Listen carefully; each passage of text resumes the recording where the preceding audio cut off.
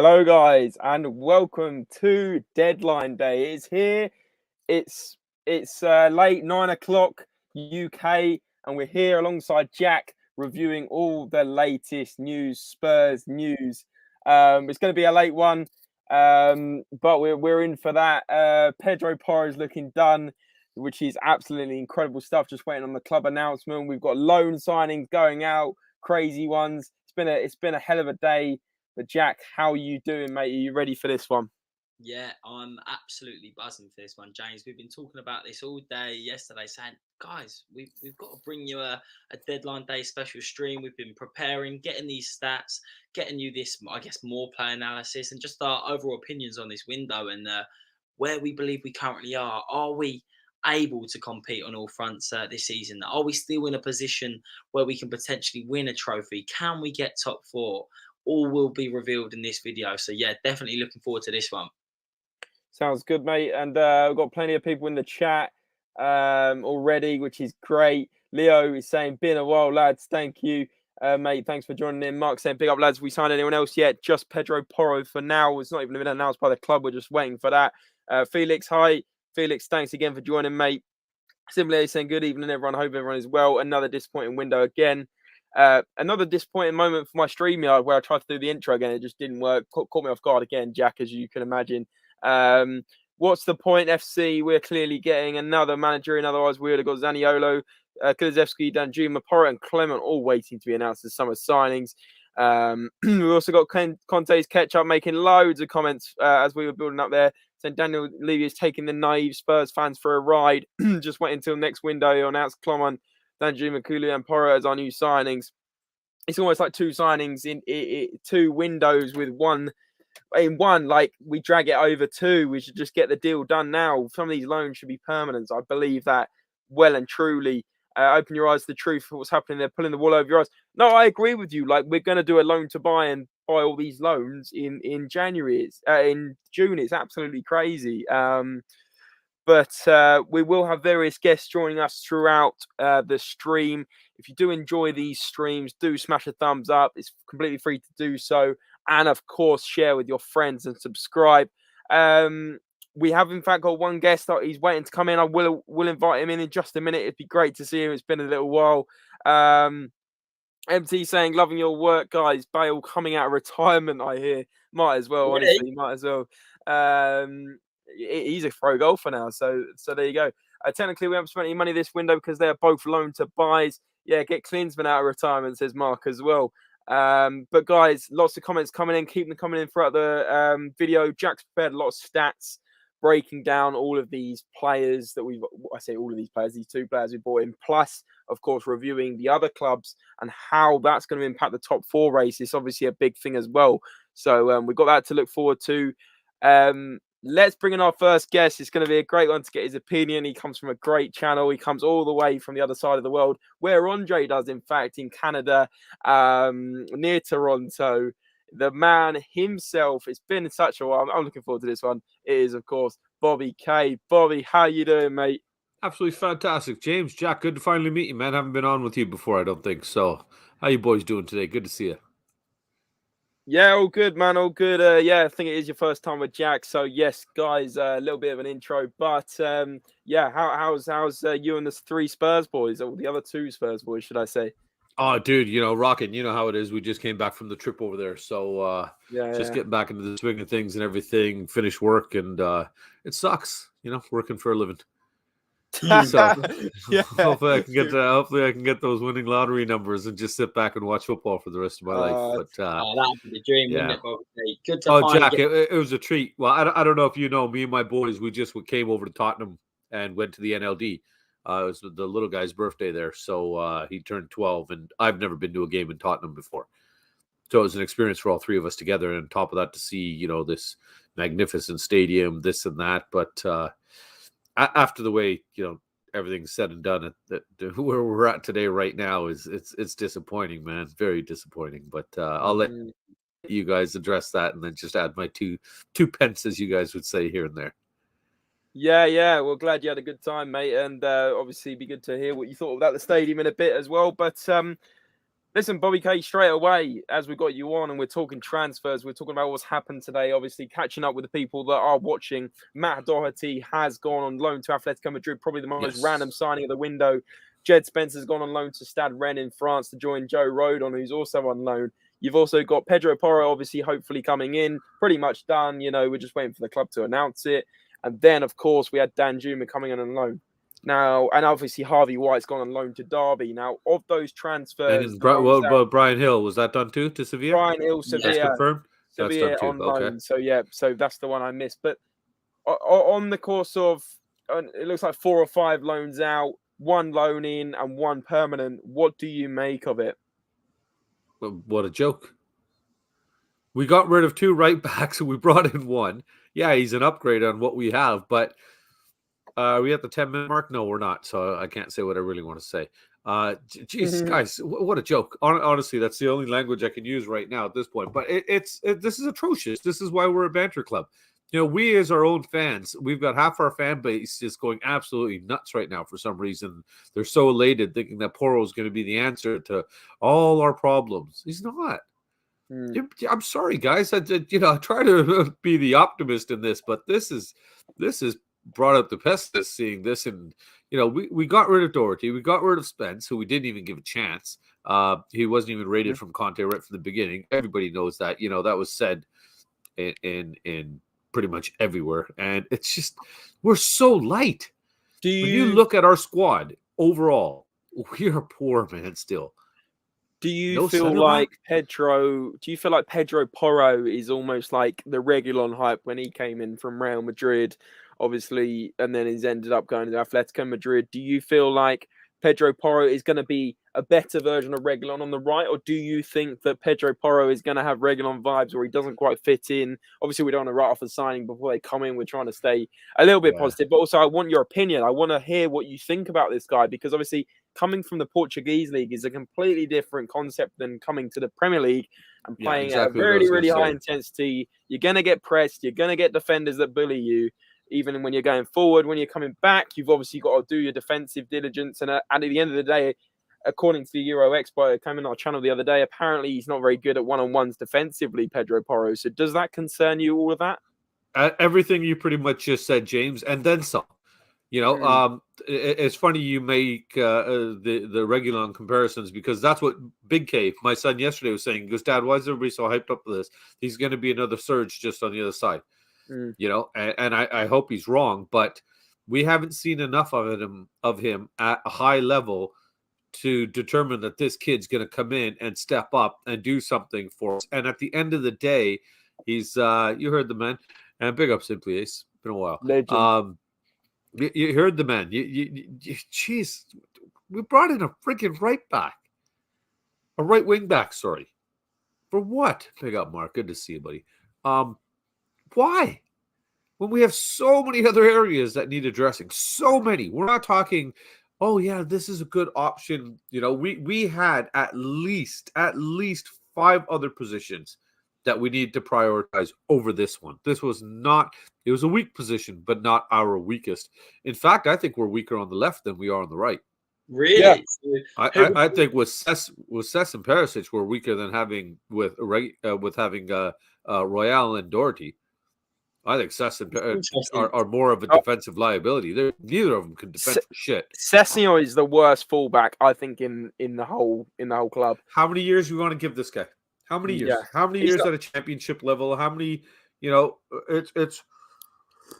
Jack, he's awful defensively, Sessegnon. He can't cross a ball. Like, he gets 1 in 100 in the box. He can't tap in a ball in the box. Look at that ball that was played to him in the NLD. Yeah, I watched that. Yeah. No, I totally agree. And I've seen at least 5 of those this season. Perisic is not, living up to it as far as I'm concerned from what we were expecting out of him. But but then that whole left side has been compromised, kind of thing, in terms of the way Sonny has been consistently underperforming as well. We're got people calling for his head all of a sudden, but we're still. This is the 3rd window under Conte now. And right from the first window, I think it was Ali Gold's comment or somebody's comment, one of these ITK guys, whatever you call them. he said when we brought in Romero, all we need now is another center back beside him and some wingers that can start playing the ball up the field. That was 3 weeks. Still haven't brought in a center back. Yeah, we still haven't replaced Vertonghen, and we still haven't replaced Toby. Sorry, Jack. Go ahead. Go on, Jack. I was going to say, I think Alistair Gold reported, I think in 2021, that Tottenham's priority straight after Romero was to bring in a centre back and a right wing back, and we still haven't until today replaced the right wing back, and we definitely don't have any competent centre backs to help Romero, because right now it's clear to see our defence is nowhere near good enough. At the end of the video, Bobby K, we were going to compare our starting 11 to the rest of the top 6 clubs, in my opinion, competing for the 4th spot.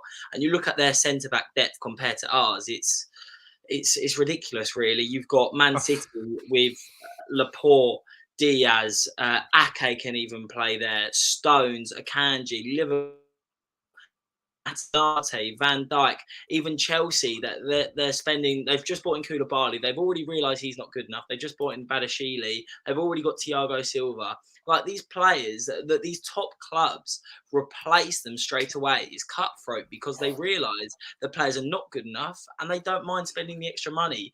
Tottenham are waiting too many extra years, 3 or 4 years, before realising they're not good enough. And then you've wasted multiple seasons.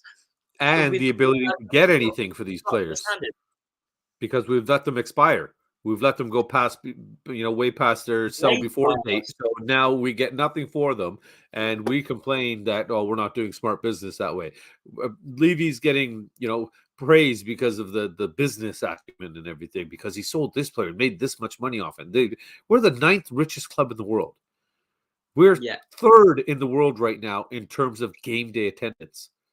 That's without oil money. And I can understand why the Levy outers and everything are where they're starting to come from. I'm really starting to understand that perspective. What I would ask I didn't want to. I try to avoid that stuff, but I'm seeing why. And it's hard to argue against them. But sorry, Jack, go on. Just to ask you a question on it, because I think it's a really interesting topic, and I totally understand some fans that are Levy out, but I would flip it and say, is it actually the investment, or is it where we've put the investment? Yes. Because in the past 2 windows, we spent 190 million. And I think Matt Hayes and someone have been reporting saying we spent 235 million over the past 5 years on players that are currently out on loan. So if you actually look here, we've got Ndombele, 63 million for purchase, out on loan. Lo Celso, 55 million, including 110 million right there. Reguilon, 32 million. Brian Hill, 22 million. Spence now going on loan, 20 million. Matt Doherty now going on loan to Atletico Madrid, 15 million. Destiny Udogie, 18 million signing. And these players are not even playing for the club. That's way over 200 million. And these players aren't not in the starting 11, not in the squad. They're playing for other clubs. So really, in my opinion, it's stupid investment. And we need a clear structure at the top and identify a clear scouting system. I'm sorry, Jack, I disagree. I 100% disagree with you on that one. We don't need a clear structure at the top. We need now I can say it. We need a proper structure from the bottom. We don't have a foundation even. We have nothing that we've built on. All we've done is put together this house with cardboard and slap up a wall here with some duct tape, slap up this with duct tape, add a coat of paint here, dress it up, try to make it look pretty, fool the fans into thinking that we're actually doing something when we're not. It sickens me, absolutely fucking sickens me that Partey is injured, and the first thing our biggest rivals did, turn around and go and offer 60 million for Caicedo. For a guy they know once Partey's back is going to be a backup. They were willing to do that right here, right now, because this is the player we need to bring in. This is the position that we need to fill. This is the area we need to address. This is a piece of the puzzle that's missing. They turned around and did that. That didn't work out. Jorginho all of a sudden is announced literally 5 minutes later. Not, we're going to talk to him in 30 days of, we're not going to play his release clause, this and that. This horse shit, that the fact that this deal took 30 days to get done is embarrassing. Absolutely fucking embarrassing from every aspect of the club. From anybody that handles the negotiations, from anybody that goes in there and even scouts these players in the first place. If you scout and identify a target And that's the guy you need to go get. That's it. There shouldn't be any gray area to that. It's you want the player, you don't want the player. You talk to the manager, you talk to the scouting department, you make sure they're interlined, you make sure it's right for what's going to bring into the team, and then you go and get it done. But no, we turn around and say, oh, you're not willing to take the 40% we're offering you on the player's valuation? Okay, we'll go to plan C, then D, and then E, and F, and oh, forget it, we don't have any plan at all now. Like we've got a fan base that's excited over the fact that we brought in Danjuma and Poro right now. Like, I'm sorry. That's wrong, isn't it? It's disappointing. It's average. It's not even it's average because it's a loan with a player that we didn't really need in a position where we had a lot of players, wing, Kulusevski, Lucas Moura, Son, Richarlison, and Brian Hill we had who was starting to come into something. Why have we got a winger number one? Danjuma may be great, but it wasn't a position we needed. Centre back, we needed so bad, and we haven't got anyone. We started talking about Max Kilman on deadline day. I mean, that is absolutely ridiculous. And then right wing back, okay, we did need a right wing back, but why have we then got rid of two, like you mentioned, Bobby? And then left wing back. So, and then we know we're going to need a goalkeeper in the summer. So, what are we doing signing wingers on loan? I just don't understand it. Like you said, it's like a lick of paint. Here we go. We've signed a player that was really good for Bournemouth for 1 year and did all right in the Champions League for a bit. I mean, bloody hell. And he scored against Atalanta in the Champions League in the group stages when they conceded like 300 goals in the 6 games they played in the group stages. So, well done. You know, that's, as bad as this is going to sound, that's like hyping up the praise on Sonny getting 2 goals against Preston. Come on. I know. And I mean, that should be expected if he's on the field. I mean, we've lowered our standards so far, and the club is allowing us mentally to lower them. We've been fooled. We're being tricked. We're being bamboozled left, right, and center. And James, you know me way better than Jack. You know, you and I have spoken quite a few times. You know, I'm normally the happy clapper, positive guy. No, Poro's going to come in. He's going to be the guy. He's going to make a change. He's going to make the difference. No, I got faith in Danjuma. He's 25. He's got a chip on his shoulder. He's going to prove something. Let's give this guy the opportunity to come out on the field, put on our kit, and see what he can do. He scored 1 goal coming on there against Preston very late, and who knows if that was even intended or it was supposed to be a pass the way he muffed it kind of thing. But Jack, it's to me, it absolutely baffles me that we have a fan base that's absolutely elated right now. I can understand being happy, you know, because Poro is an exciting prospect, you know, but if he's such an exciting prospect, why are we the only ones in for him?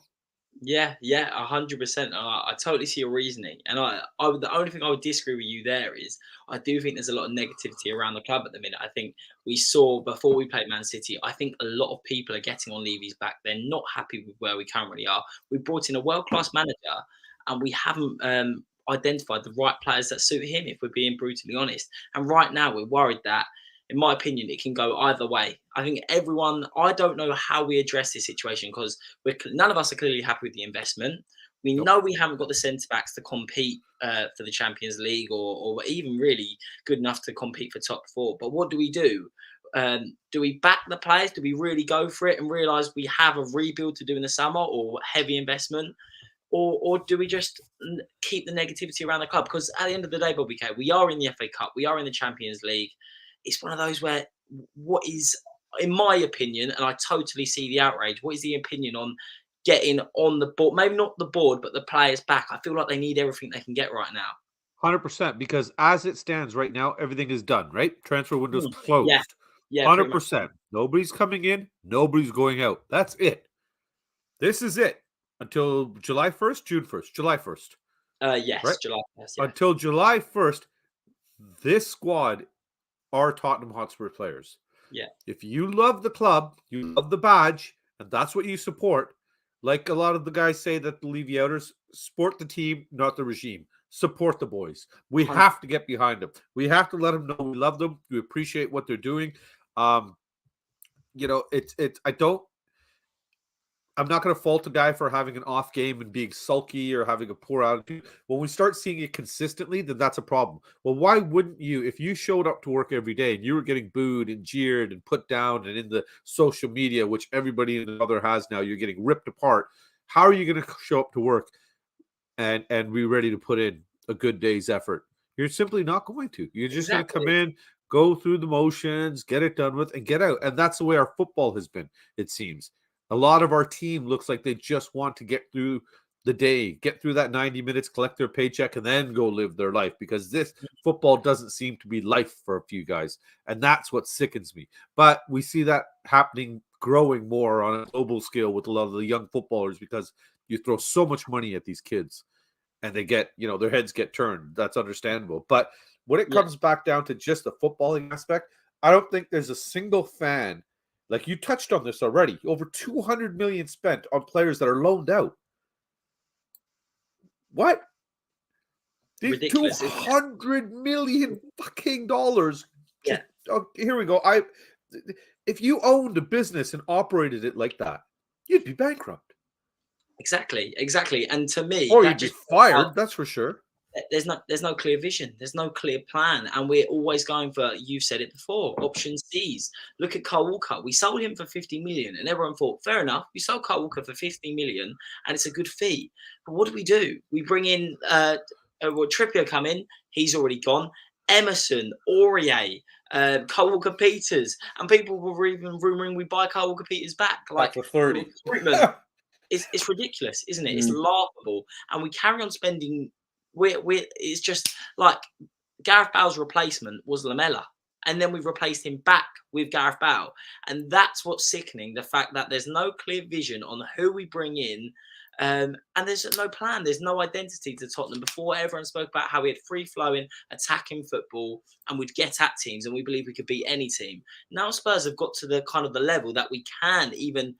We weren't far off competing for a Premier League. We made the Champions League final, and it just seems we continue to fluctuate. And it's just extremely frustrating, because we know we have world-class players in our team that deserve better. Yes, and that's what's disappointing, though, Jack, when you have half of your team showing up, putting in such an effort, and the other half are not. Well, the half that are putting in the effort, they're gonna downgrade, obviously, because the ones below are not upgrading. But Simply Ace's comment there, losing Paul Mitchell, that was fucking massive. Massive. The things that guy has done, the players that he has found, is unbelievable.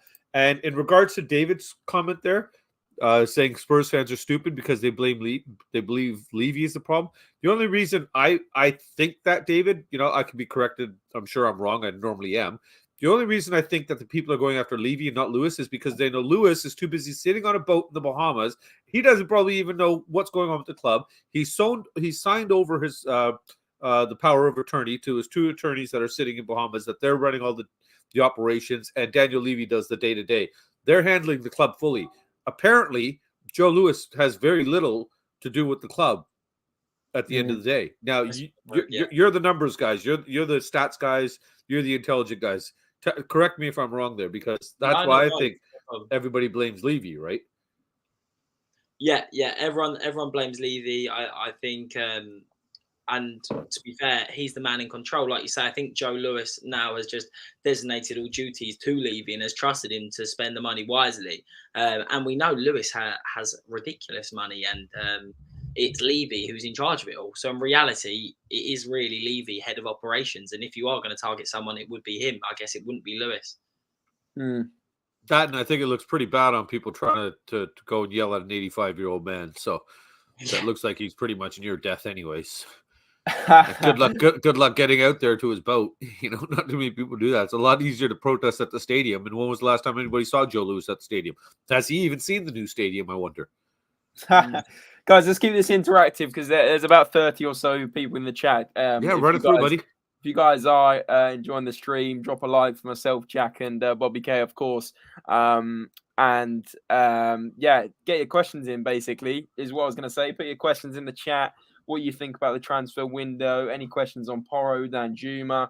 And obviously, we're talking about how the club is, and are you happy with the transfer window? Because I'll be interested to know, obviously, we've given our opinions, especially Bobby K with that passionate rant about, not being happy. Of course, very understandable. But what boat are you in? Are you happy with Porro and Danjuma, or are you not so happy? Let us know in the chat now, and we'll read out some comments.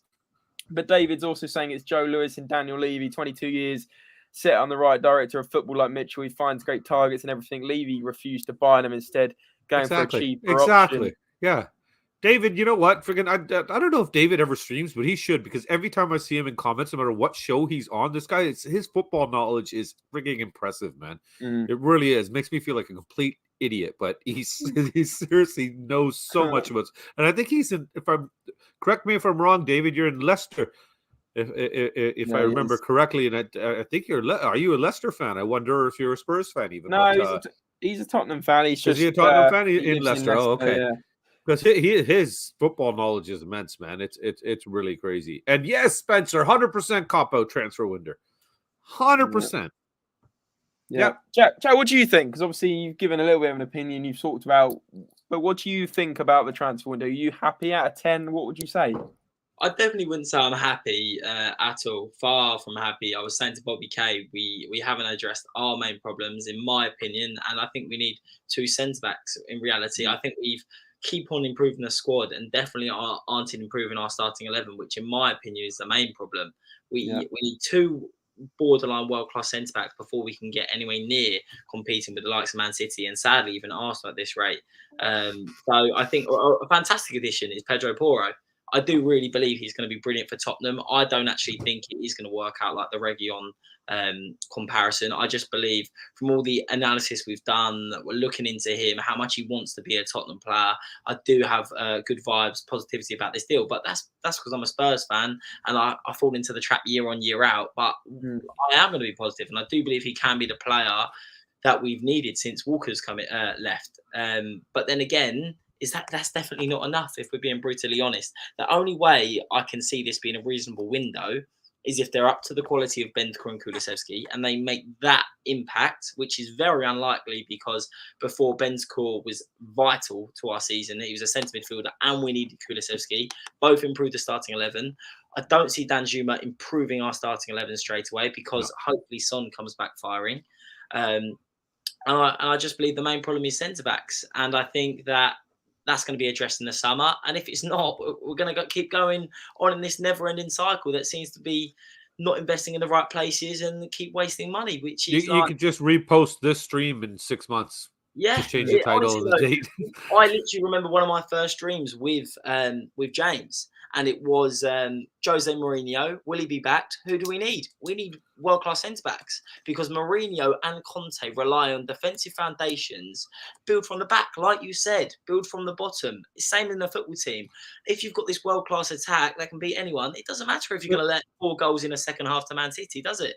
But Jack, this is why I got so frustrated yesterday when you said Dyer is a good backup and Davies is a good backup because I'm fed up with these players. They need to get out of the club now. Easy with the Dyer stuff, James. Easy, you know that. No. I'm not holding back on the Dyer stuff because I'm fed up with these players playing in this club and going, they played well this week. They really stepped up. I mean, of course they're going to step up some weeks. They've been here for about 20 years. I mean, when are we actually going to see new faces in this club in key positions where we need to develop, we need to progress, and we're still stuck with the same dead wood?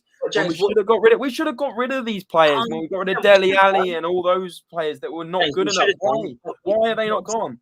But what I'm saying is, you can't click your fingers and 4 players are gone and 4 players are in because no, but Jack, I've been talking. But they are, Jack. 4 are gone in a day and a half. We got rid of 4 players. I've been talking about Davies and I've been talking about Dyer. Listen, I've been talking about Davies. Jack, listen, I've been talking about Davies. I've been talking about Dyer. I've been talking about Sanchez for about 3 years, if not more, on podcasts. It is boring to keep going. Oh, you can't do it in one window. So fucking do it in fucking 6, 7 windows. Do 2 in each one. Why have we not got rid of them? No, I totally agree. And if you actually go back to these podcasts from 2, 3 years ago, I'd be echoing the exact same thoughts. But the reason why I'm saying Dyer and Davies are competent backups is because they probably are. But they've relied on week in, week out to perform consistently, and they're not good enough. I don't think they're good enough backups. I really don't. Okay, but we haven't seen that. So what I'm saying is, instead of trying to build Rome in a day, build a Premier League winning title team in a day, we need to bring in 2 starting 11 to play, 2 centre-backs to play alongside Romero. We can't get rid of 4 and bring in 4 quality additions. It don't work like that. It's not Football Manager. It's not career mode. Yeah, so I'm not starting and bringing 2 centre-backs. That's what I'm saying. I'm not saying that we need to get rid of everyone because we know that's unrealistic. But Jack, if you bring in 2 world-class centre-backs, number one, that's not going to happen this window anyway. Like you said, Rome's not built in a day. But number two, I've been talking about this for 2-3 years. So why is Dyer not going out last year? Why is Davies not going out the year after? Why are we getting shit players on loan like Longley, who's actually very incompetent? And then, on top of that, if you're going to bring in these 2 world-class centre-backs, A, do it, and B, you've got to get rid of the dead wood to be able to make room for them on wages and room in the squad. It's not fucking hard. Well, this is my issue with the whole Porro praise thing. Everybody's going to sit there and say, wow, okay, now we got Romero there and we got Porro there. Romero doesn't have to work as hard now. He'll be able to cover a bit for Dyer now. Right? But Porro's not defensively reliable. Everybody knows that as well. He's more of an more of an attacking threat. That being said, so if we've solidified the right side, we still got fucking Longley and Cess or Davies and Cess or Perisic and Davies or Longley and Perisic on the other side. So if you, like, I hate to keep going back to it, but watching that Arsenal game and the way they just kept attacking that left side because it was so fucking easy for them. You know, Cess was a pylon. And we didn't upgrade anything over there. If we're going to have such an incompetent left wing back that we're going to rely on him to be an attacker, then you got to put somebody behind him that can be a goddamn brick wall. You have to. It's that simple. That's simple fucking football. Even I know that. And like I've said 1,000 times, I don't know much. You know, it's absolutely maddening to me. He can't attack either, Sessegnon. I mean, obviously we start Perisic most of the time, but I mean, we talk about depth. Number one, we haven't got any depth. But number two, let's solve the starting 11 first. I mean, out of the starting 11, I'd keep Romero, Bentancur, Højbjerg, Son, Kane, Kulusevski, and probably at times Perisic. The rest of it, I don't care. I want it gone. I want upgrades. I need new players. I mean, and Jack, like you said, you can't sign 4 players in one window, but I'll go back over it again. When are we going to start signing these players? We've got Danjuma on loan. We know that's not a permanent deal. We know that's probably not going to be forever. And if he ends up being good, great. Let's sign him for whatever it is. But Porro, great start. One signing. Jack, we went 2 windows without signing a single fucking player. Well, that's where it all started. That's where the rot started, James. It's absolutely and we've been paying for that since. Where we look at our neighbors up the street who have invested close to 500 million, and we're ready to drop another 95 on Mudryk. And 105 on Enzo Fernandez. When they make less money than us, and they don't even have Champions League football. How do you justify that? I don't understand it.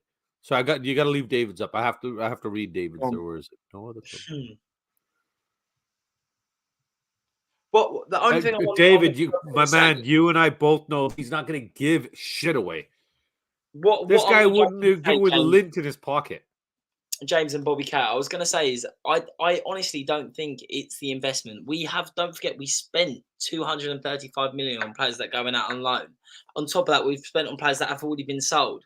Surely it's the recruitment. Surely that's the main problem. That's the thing we need to identify. If we're going to protest for anything, you should be protesting for more competent people at the top of the club, or even like you said, Bobby K, from the bottom of the club, to identify better players, because there's no clear vision. You can't keep bringing in stopgap players, like you say, putting band-aids to stop the rot, because like we're not building from the bottom. Look at Arsenal. No one thought they were going to be in this position this year, but they've trusted Arteta. They've stuck to a plan, and now they're playing this free-flowing attacking football that everyone was laughing at them when they said they want to compete for Champions League. This is the project. And I didn't believe it myself, but they've stuck to this. They've brought in Zinchenko and Gabriel Jesus, who are players that have instantly improved their starting 11. Everyone's got behind the manager, and now they're sitting at the top of the league. And these are like good football. We had 3 players, Bobby K and James, since the start of last year. It's turning around that quick for them. Because over the previous windows, they backed their manager and brought in the pieces of the puzzle he wanted. And they cleared out deadwood. They got rid of Aubameyang at a cost. They got rid of Ozil at a cost. They said, fuck it. Okay, we're going to lose money on these guys. Okay, so be it. Like David's saying right now, we won't give our deadwood away. We keep them. We hold on to them. What's the point? Even if we're playing $50K a week, which in today's salaries is a minor number, apparently. 50 grand a week. Shit, man. I know any of us will take that tomorrow. But we're saying that's a low number. So when you equate that over the, let's say, 45 games altogether in all competitions and stuff, you're still looking at close to just over $2 million a year that we're throwing away on dead wood. Yeah, 100%. That, and I think you hit the nail on the head when you said they have just been backing them for multiple transfer windows. There's been a clear vision, a clear structure, and they've stuck with Arteta. If Conte, in my opinion, had 3 years and he had the tools and he just said, Dyer's not good enough, Sanchez is not good enough, Davies is not good enough, you've got Doherty, Emerson not good enough, and he just bought players. You don't have to spend that much. Perisic hasn't been as amazing, but don't forget, we got him on a free, and he's a competent left wing back. Bentancur, we sort of signed for like 25 million euros. Kulusevski, 30 million euros. I'm not saying spend 100 million on Mudryk. I'm not saying spend 120 million on the Enzo Fernandez. I'm saying buy players that are going to fit to your system and you're willing to progress with and start a vision. You have to have a vision. That's the thing, Jack. Start a vision. If anything, forget the Levy out thing. Everybody should get together. All the fans on either side, Levy in, Levy out, however you feel, regardless, and demand the club gives you what their vision is. Yeah. Fans like myself that are sitting this far away, we have no clout. We're going to come there maybe once or twice in our lifetimes, drop the dollar. It's you guys that live there, that go to the games on a regular basis and everything. And, what really pissed me off is now you all know Brian went and did the protests and stuff like that. And Daigle's down there. And I remember seeing he and Ben Kaufman and a couple of the other guys. But it was a small crowd. And they got ripped by people in our own community. They were laughed at, saying, ha, ha, ha, what a small turnout, this, that, and everything. But you know what? At least they stepped up and made the effort to try to make a change instead of just sitting behind a keyboard and bitching about it. They actually physically went there. So if you're going to be the guy that's on Twitter calling out the club, calling out Levy, this, that, and the other, you got to do something about it then. You physically have to do something about it. And that's what we've got to. And it just seems like instead of us getting together as a fan base and saying, okay, we need to take action and boom, boom, boom, this is the course of action or any suggested courses of action that we think that could change the club for the positive. What would make us better basically as a club? We need answers, man.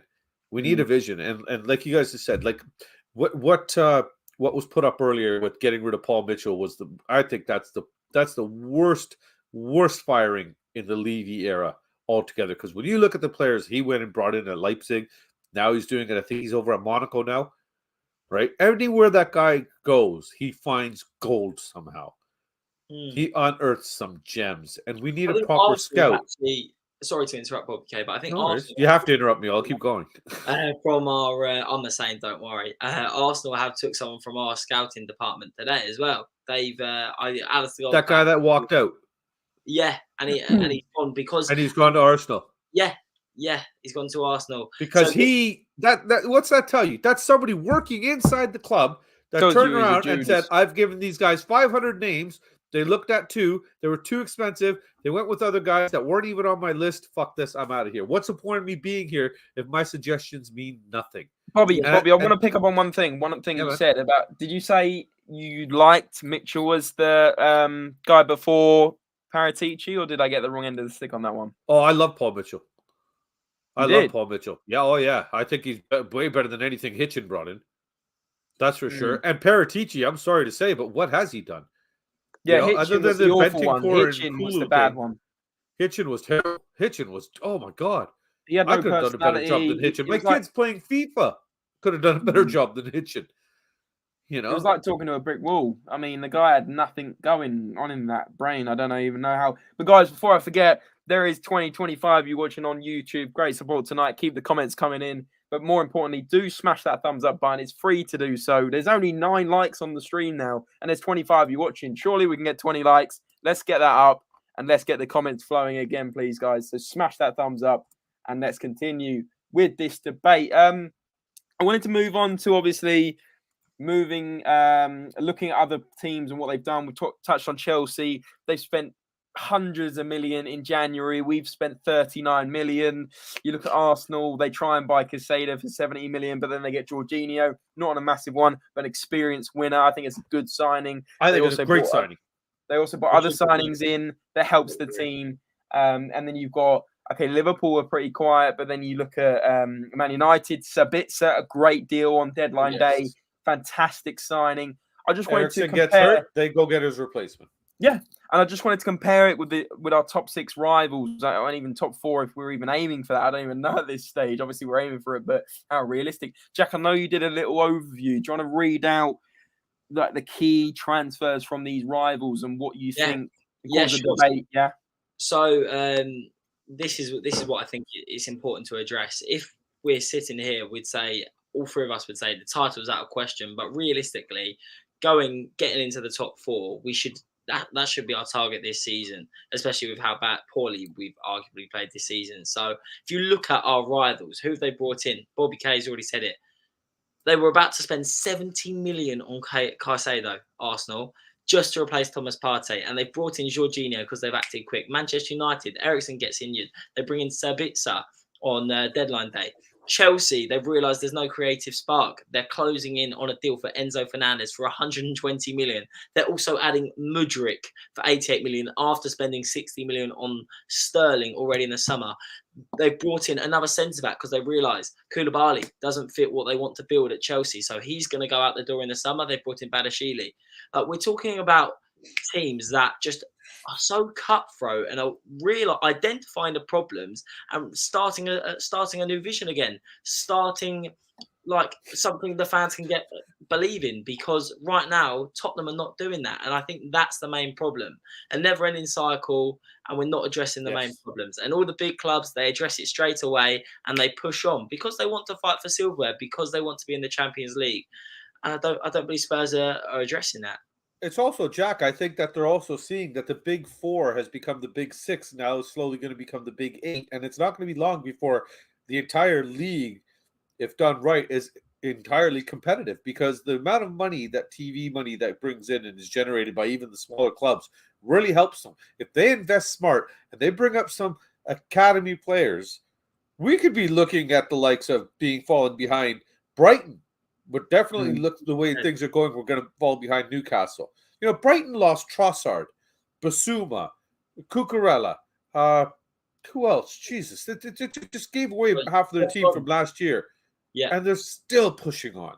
Yeah, and they lost Potter. You know, like they lost. They're looking better. They're looking better than they did. What does that tell you? Because from the foundation, the club itself said, "This is our format. We're not gonna keep bringing in managers and changing everything to suit them. This is the way we run things. Get a manager that suits that, and then start getting your players in. It's a simple equation. Why we don't want to entertain it, I have absolutely no idea. I know a lot of people, the Levy-outers, are just going to say only because we only care about money. It's the profits. And I'll tell you one thing, man. Being at that game and seeing those bags coming out of that Spurs shop, they are happy campers up at the top of the there. Yeah. Yeah, they are happy campers. There's absolutely no reason for them to change it. I think you are 100%. You said what I think we're all thinking. The Premier League right now is biggest it's ever been, and it's only going to continue to grow. You're looking at who people we as Spurs fans thought would be a superstar, Nicolo Zaniolo, today agreeing to a move for Bournemouth. Like, that is absurd. Keylor Navas. I'm sorry, did that happen? He's on Bournemouth? The reason it hasn't happened is because they spent money on someone elsewhere. But according to Damasio, Nicolo Zaniolo was willing to accept a move to Bournemouth, fighting for relegation. You've got Keylor Navas going to potentially Nottingham Forest, or a move was being explored from Fabrizio Romano. You had Felipe from Atletico Madrid also potentially going to Nottingham Forest. You've got these mid-table clubs and below signing players from some of the biggest teams in the world. Like, if that doesn't tell you how big the Premier League is and how much money there is in it, I don't know what does, because anyone right now has the capability to spend so much money to propel themselves into the top 8. Like you say, this top 6 could be a top 8, top 10 in no time. No It is time. exciting for a football fan, but if Tottenham continue not to invest, they're going to fall down into a middle table team, which we were 10 years ago. Completed. Matt Doherty joins Atletico Madrid, straight loan from Spurs. Brings on a talking point. We've obviously ranted about, the rival teams, but I wanted to talk about right wing back and, what is going on there. Obviously signing Porro, great addition, but letting this man go, Jed Spence to Rennes, obviously not getting any game time under Conte, not seen as a Conte signing. And also Doherty now going to Atletico Madrid. What do you guys make of that? We've now only got Porro and Emerson, who is an absolute joke. What do we think? Jack, you better start. Yeah. Gather your thoughts. All I'd like to know is I'm going to throw my hands up in the air and say, fuck me. I think Doherty's agent needs an upgrade because I don't know if he's shown enough to go to Atletico Madrid. But then again, it just shows really the poor recruitment at the top with Spurs, because how on earth, who's that? Enzo Fernandez, here we go. Let's not get sidetracked. I'll finish my point, but that is ridiculous. Anyway, Doherty, Emerson being brought in, Aurier. I'm sure there's a couple others as well. Like, we spent probably over 60 million trying to replace Kyle Walker, and Doherty clearly hasn't worked out. We're spending so much money on these players that are going out on loan and benefiting other teams. So in reality, we know it just hasn't really worked out for Doherty, and we've really are relying on Pedro Porro to be the man. Yep, 100%. And well, probably it's not even we're relying on him, Jack. We're hoping he's going to be the man. Because at this point, I don't think he can be any worse than what we've seen on offer. Now, Emerson's been decent the last 2 games, but decent at best. And that's saying a lot because he was so poor, 2 decent games, all of a sudden we rate the guy. That's how shit he's been in all the other games. What's that tell you? And we as a fan base turn around and say, oh, yes, he's doing great. We should keep him and everything. It's absolutely maddening. That Ryan Mason that comment, man, he might be onto something there. Fuck it. Burn it all down and start right at the bottom. Bring in a project manager. Give it to the kids. Let's spend the next 5 years in 10th place, just worrying about 1 game a week, and slowly build up, and then 3 years start smashing people. It's absolutely pathetic. The people are going to say, look at Chelsea's situation. They've spent with this Enzo deal now. What are they over? Fucking 500 million. It's ridiculous under Tomboli in the space of 6 months. It's absolutely ridiculous. Just to stay on your point, Bobby K, there, do you believe Spurs are in such a dire situation that they really do need to get rid of all the high earners, all the people who think they're too good at the club, and take like a 4 or 5 year rebuild? Or do you think there's still enough quality, like the likes of Harry Kane, Son, Christian Romero, to still build around them and potentially push forward? Or do you think it needs a complete rebuild? I think we missed that opportunity, Jack, honestly. I think the 1.5 years that we wasted with Conte being there, wasted, and not addressing the areas properly from the very first window that Conte was there, and bringing in the players that he needed. Everybody's going to point to the summer transfer window. We spent this much money and stuff, but look at the positions. Maybe 3 of them that we would say, yeah, we needed to come in as squad players kind of thing, but there's nobody in there that we brought in that was an instant upgrade as a start to our starting 11 other than Perisic. Yeah, I echo nobody else that was an upgrade. So how could we sit here and say that was a good transfer window if our players, our starting 11 was not impacted? We're looking at the same starting 11, and we're looking at a lot of the same players that are still here from when Poch left. I think we either, as soon as Conte came in, as soon as we brought in that big shiny Rolls Royce and parked it in the garage, that it was time to start giving it the trimmings then and there. Everything that happened this summer, that didn't pan out. We saw that immediately. This window, Porro should have been announced on January the 4th. All this stuff should have been done way, way earlier. And 100%. That's where it all started. That's where the rot started. Simply, it simply started there. It's so disappointing So and you think heartbreaking. Conte, just to get to the point, you would say Conte, you think he's had his time and it's not going to work out and it needs a complete rebuild? I honestly think so. Yeah, I don't think we're going to get anywhere with Conte. I feel bad for him. In fact, I really do. I think we're going to ruin him the way we did Mourinho. Like fucking Nuno just went and won a trophy. Wait. Sorry, guys. Ridiculous breaking news now. So we thought it was strange that Matt Doherty is going out on loan to Atletico Madrid. How about this for Spurs? We've actually agreed to mutually terminate his contract, officially announced by the club 1 minute ago. What? So Matt Doherty is no longer not a Tottenham Hotspur player. We have mutually agreed to terminate his contract. And yeah, the most blunt club statement I've ever seen. So there is a twist in the tail. He's not on loan. Wow. Complete termination. God knows what happened. Yeah. Maybe he turned around and said, "No, screw you. I don't want to be loaned out." And I think somebody had said that Emerson was apparently the first choice to get loaned out. And he said, no, he wants to stay. And apparently Conte rated him higher and said, no, get rid of Doherty instead.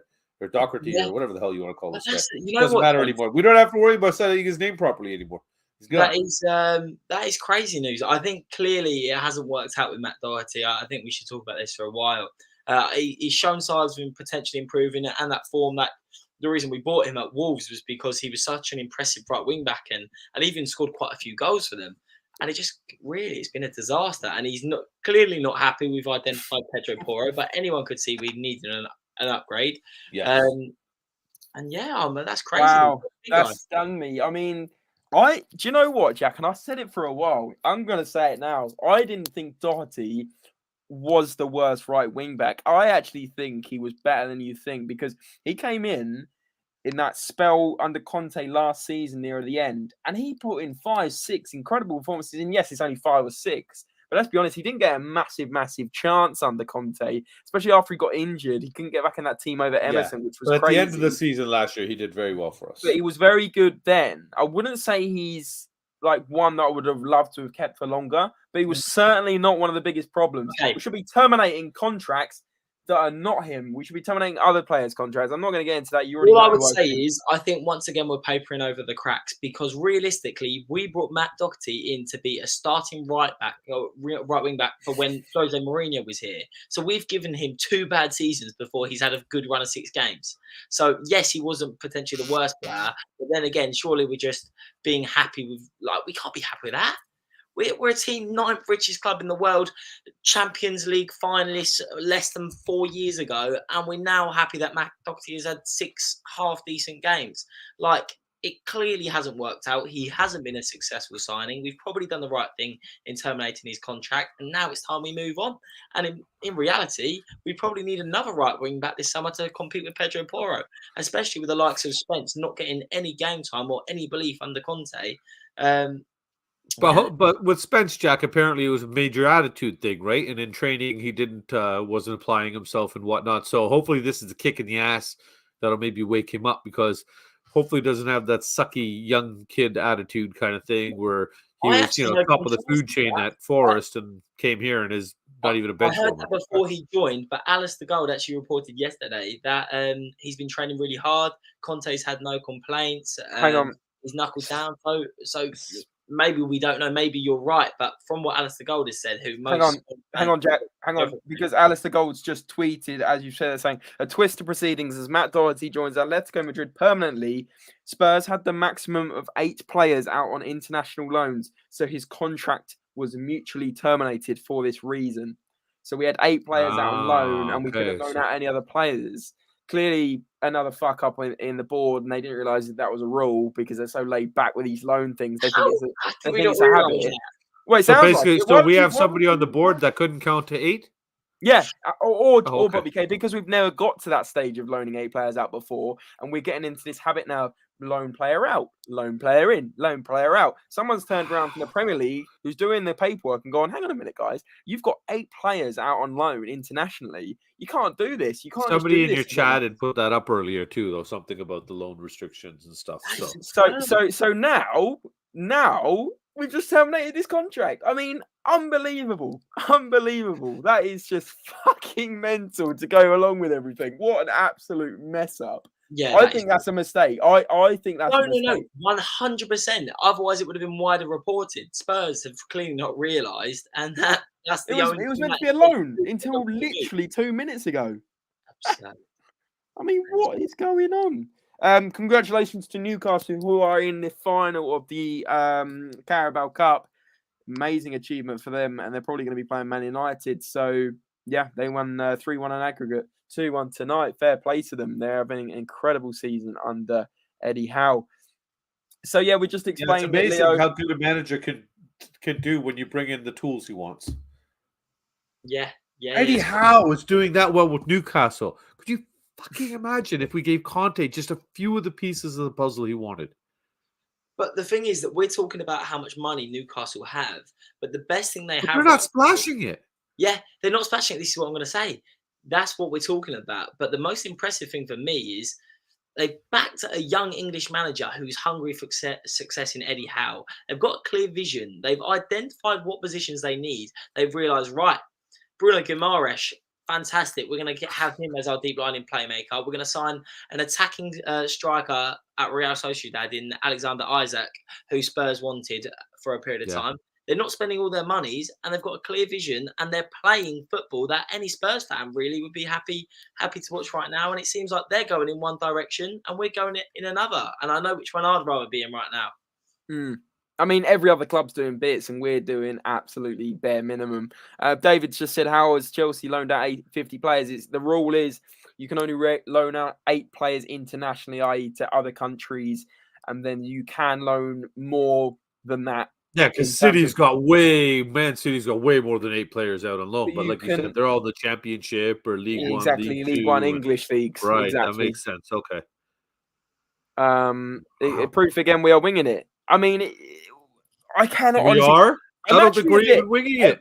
I'm actually more pissed off now we've terminated Doherty's contract. Not because I love Doherty. I don't really. I think he could be decent, and I think he's better than Emerson. I still stick by that. I've said it for a long time. A lot of people don't agree. I think he's a much more competent wing back than Emerson. I think Emerson is an absolute liability. He's been okay recently, Emerson. Let's give him credit where credit's due. But I mean, guys, realistically, Matt Doherty or Emerson Royale. And the other thing is, do we think we should be terminating the contract? I mean, it just seems a bit we've got Porro now. Get rid of this guy.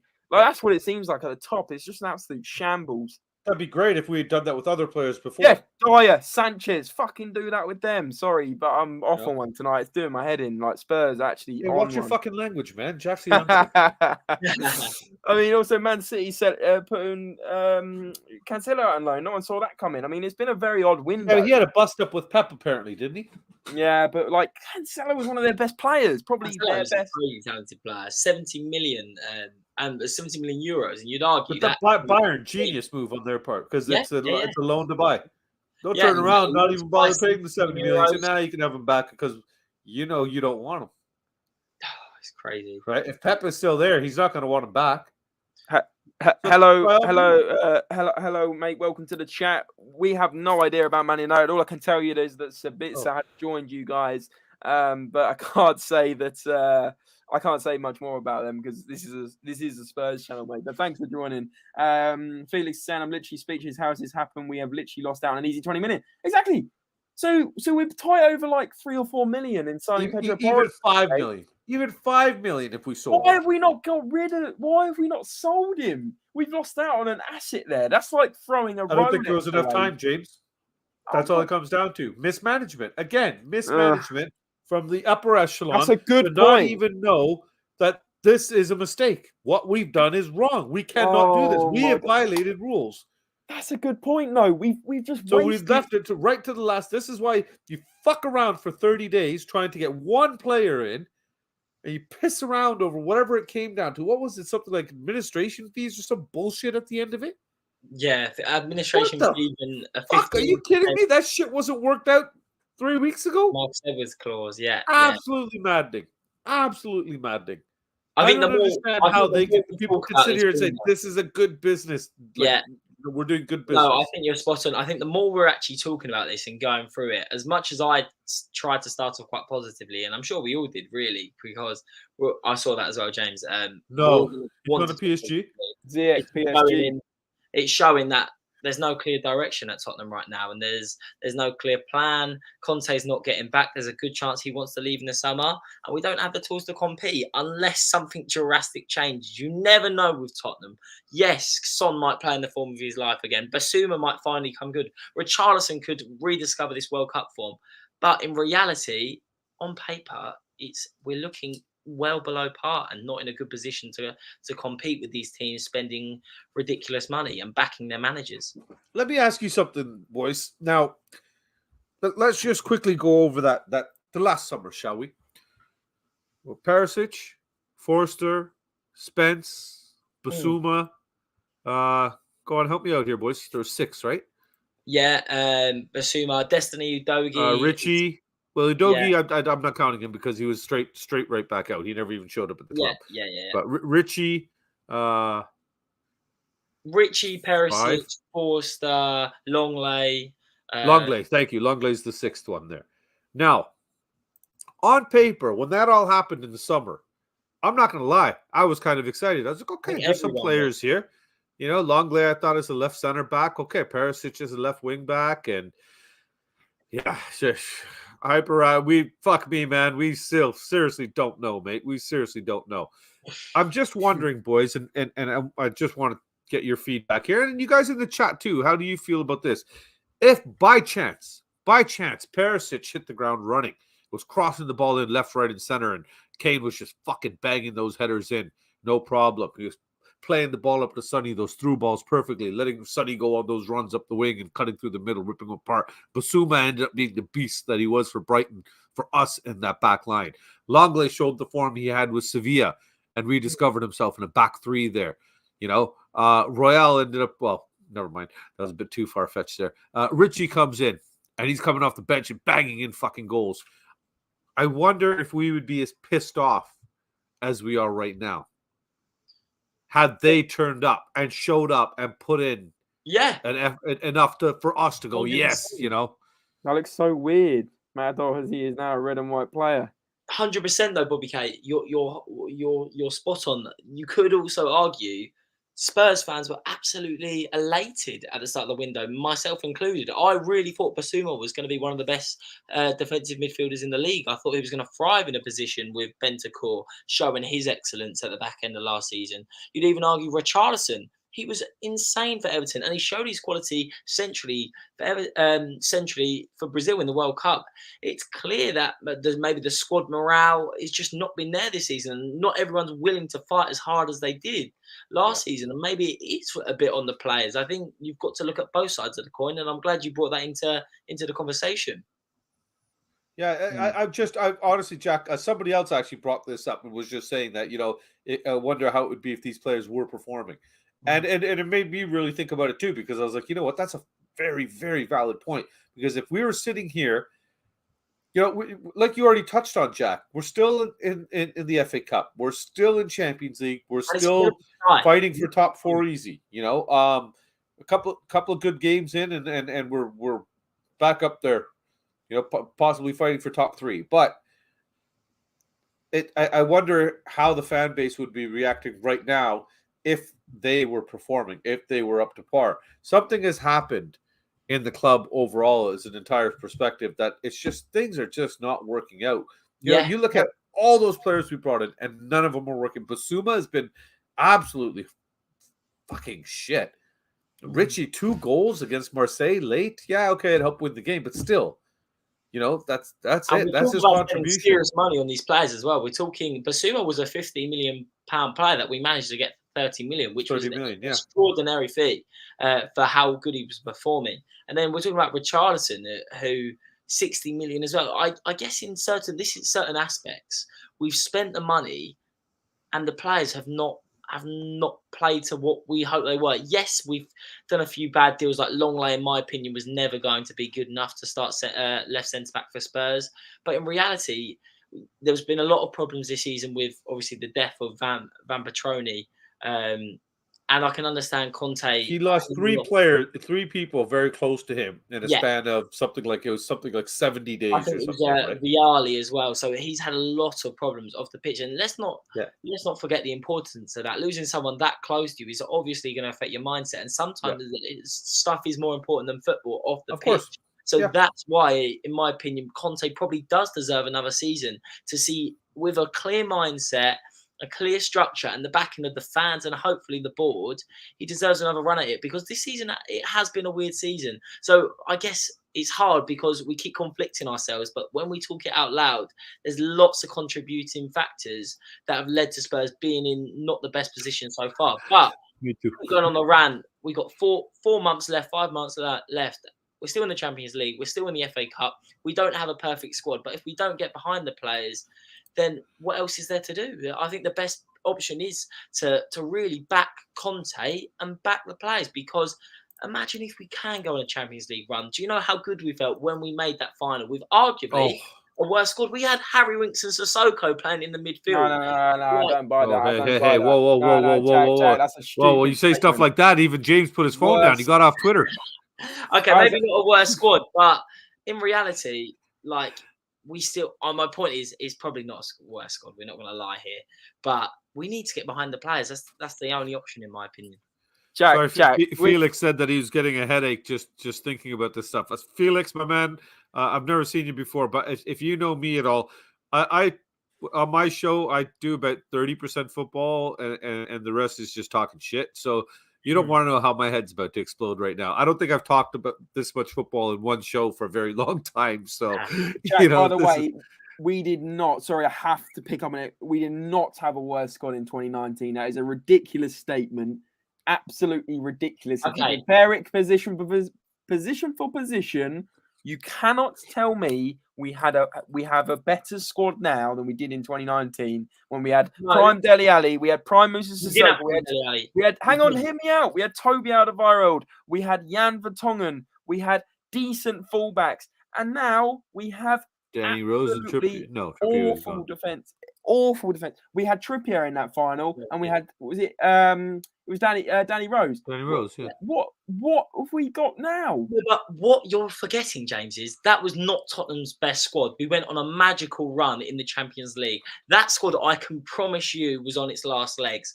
No way was Dele Alli in his prime. No way was Danny Rose in his prime. These players were stopgaps at the time, and they weren't playing at their best. In the Champions League, they were amazing. But if you actually look at the league form, Spurs were lucky to make top 4. So at the end of the day, the magic of the fans getting behind the club and everyone believing in Pochettino really drove that team forward. And what I'm saying is, a lot of the time, we've seen what's happened at Newcastle. The investment has massively helped. But if you look at their fans tonight before the game, the semi-final, that place was absolutely rocking. The atmosphere has, and the morale around the club has such an effect on team performances, in my opinion. So that's the reason why I'm saying you really need to get behind the players. Yeah. Fine. I agree 100%, Jack. Because when I went to that NLD, I'm telling you now, you could feel the tension in the air. You could feel like most of the people sitting around me were like, "We're not winning this game." Like 8 out of 10 of the people around me were like, "We're not winning this game," and it was just you could feel it in the air.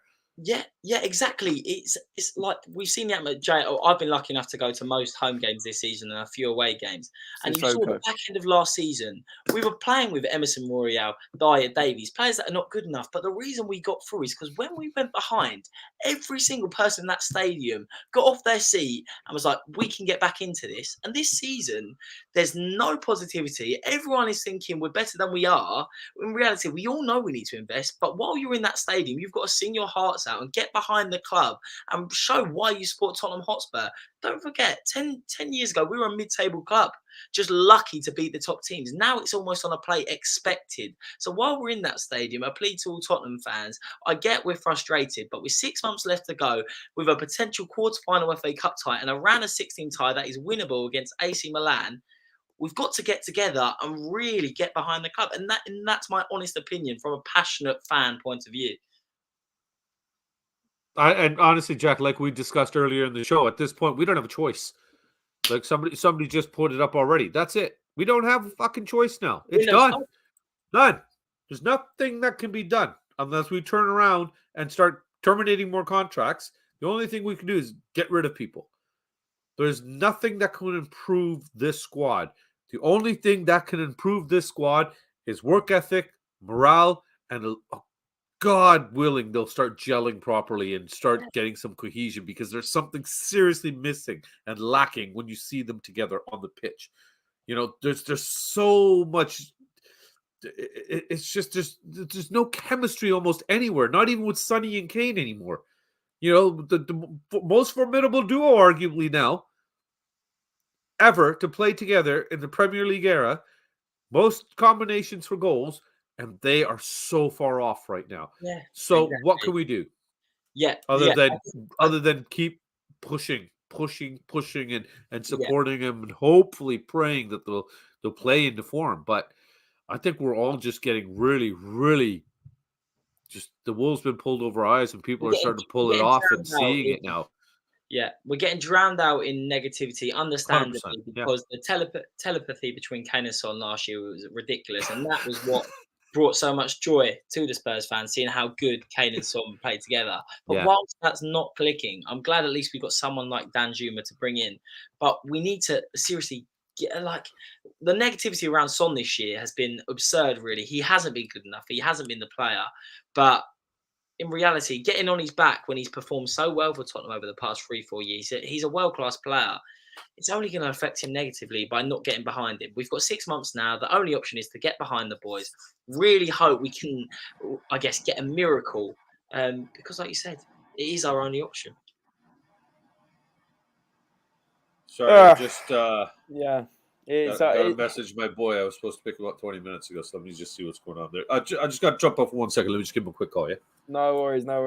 I mean, it's true. Like, we do have to get behind it, but we can still be frustrated and make our opinions heard, whether that is what people are doing and protesting, or whether that is putting online and not agreeing what the club is doing at the moment, Jack. And I mean, I don't want to go back to it and compare if our team's better now than 2019. You can have your own view. Some people agree with me, some people agree with you. But whatever you think, I think we can all agree on the fact that this club hasn't really gone forward since 2019, since we got rid of Pochettino. We've got two world-class managers in since him, in Jose Mourinho and Antonio Conte. They've both not been backed properly. They've been failed by the recruitment.